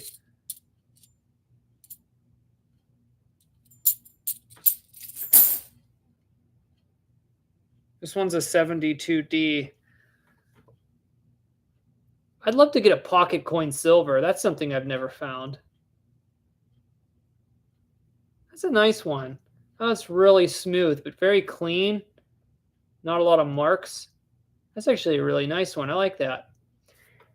I have a feeling, I think I should put one of my most worn pocket coins in my pocket and rub it for the next 5 years and see how worn I can get it.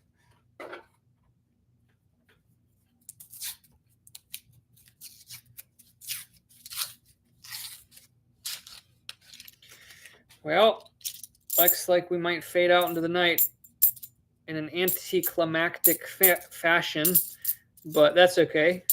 We still got a really awesome wrap up here.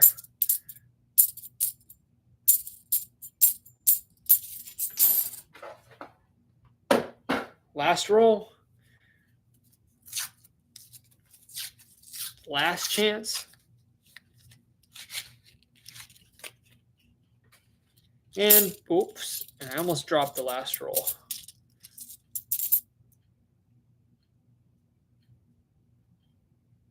That's crazy, Sawyer. That's really cool, though. A 58 silver dollar pocket coin. That sounds really interesting. That sounds super cool, though. Yeah, I'd love to. I caught a coin as I dropped it again. My reflexes are coming back.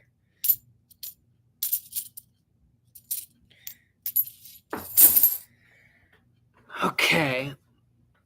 Let's go ahead, and I'm going to try to do this wrap up fairly quickly because I found a lot, and it's kind of late, so I'm going to get off here. It's past 11 o'clock. Yeah, I found a lot of good stuff. All right, this is going to be the final wrap up for everything tonight.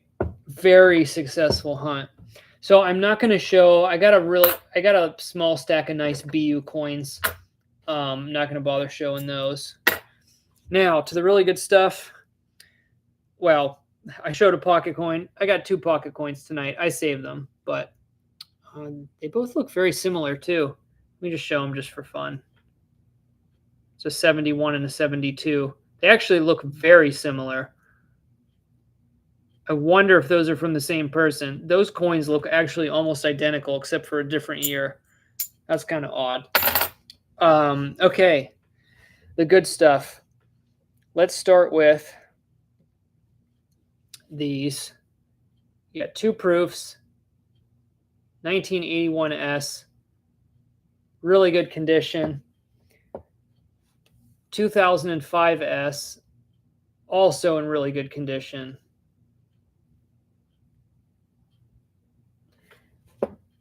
A third very circulated proof with a hole through it, meaning that this was probably some sort of necklace.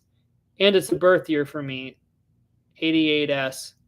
That is a circulated proof that somebody was using to probably commemorate something, most likely a birthday, but who knows. Then next, let's go to this. The 1982 No FG that I'm going to have to clean this gunk off of. It will come off. And this is actually a really nice coin. Definitely the No FG error, no doubts about it, no remnants of the letters whatsoever. And once I get that gunk off, it's in pretty good condition too.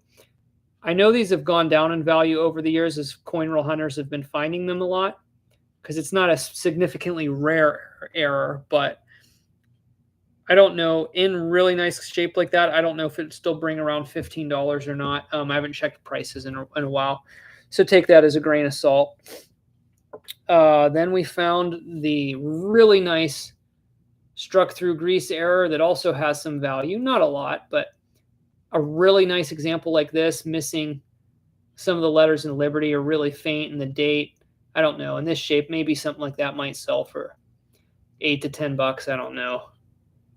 I'm just guessing. They're not super uncommon, so it's not worth a lot. But maybe we'll just say $5 to $8 just to be safe. I don't know. It's a really cool coin. I'm not going to sell that though. I'll keep that one. Then we found another gold-plated 20-year anniversary of the presidency of Kennedy.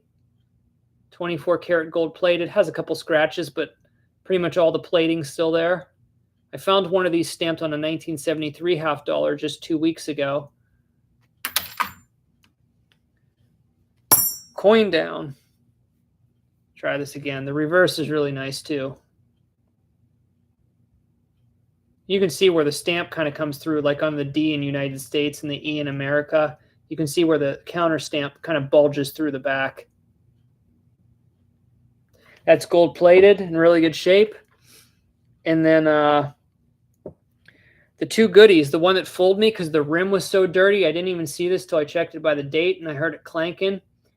This was in the first roll of the last box. 40% silver, 1969D.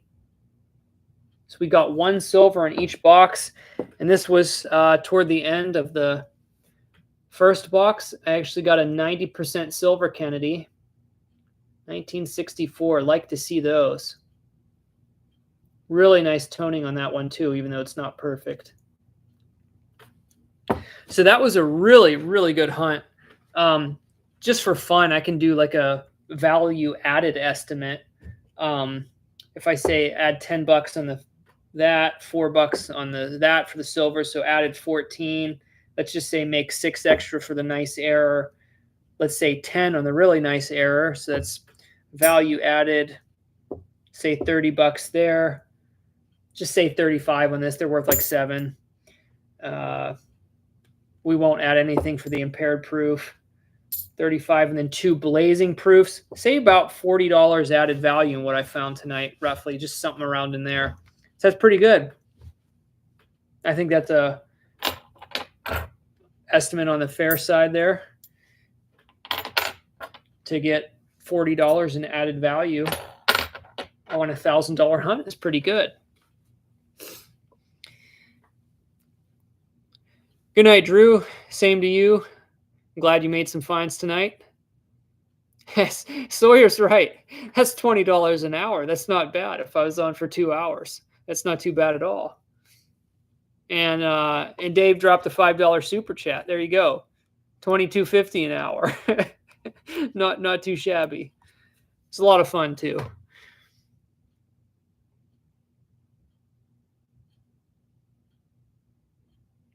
Nice on the 75 nickels, JR. That's pretty cool.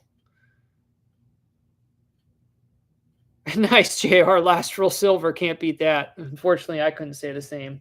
But yeah, 8 really nice finds tonight. Well, 7. The one with a hole in it I wouldn't call super nice, but definitely 7 nice finds for sure.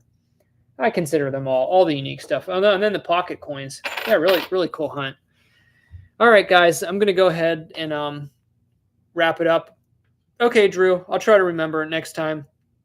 I've usually been doing, if I forget, I've usually been trying to do Tuesday or Wednesday nights because I usually get my boxes on Tuesday, and sometimes I do like thrifting on like Monday or around in there. So I'm trying to like show it all and then like do a hunt Tuesday and then get the coins out of here. So I'm trying to get on schedule doing Tuesday or Thursday for anybody else watching too. If I'm streaming, it's usually going to be like Tuesday, Wednesday, probably Thursday at the latest. It seems to be like the midweek streams or like the weekday streams work better for me than doing the weekend. So that's at least the plan. You never know what's going to happen though, but that's at least the plan for now because I do have more boxes supposedly coming next week. So hopefully. Thank you, Sawyer. God bless. Thank you, Linda. Good night. Bedtime for me here shortly too. And take care, everyone. We'll see you next time.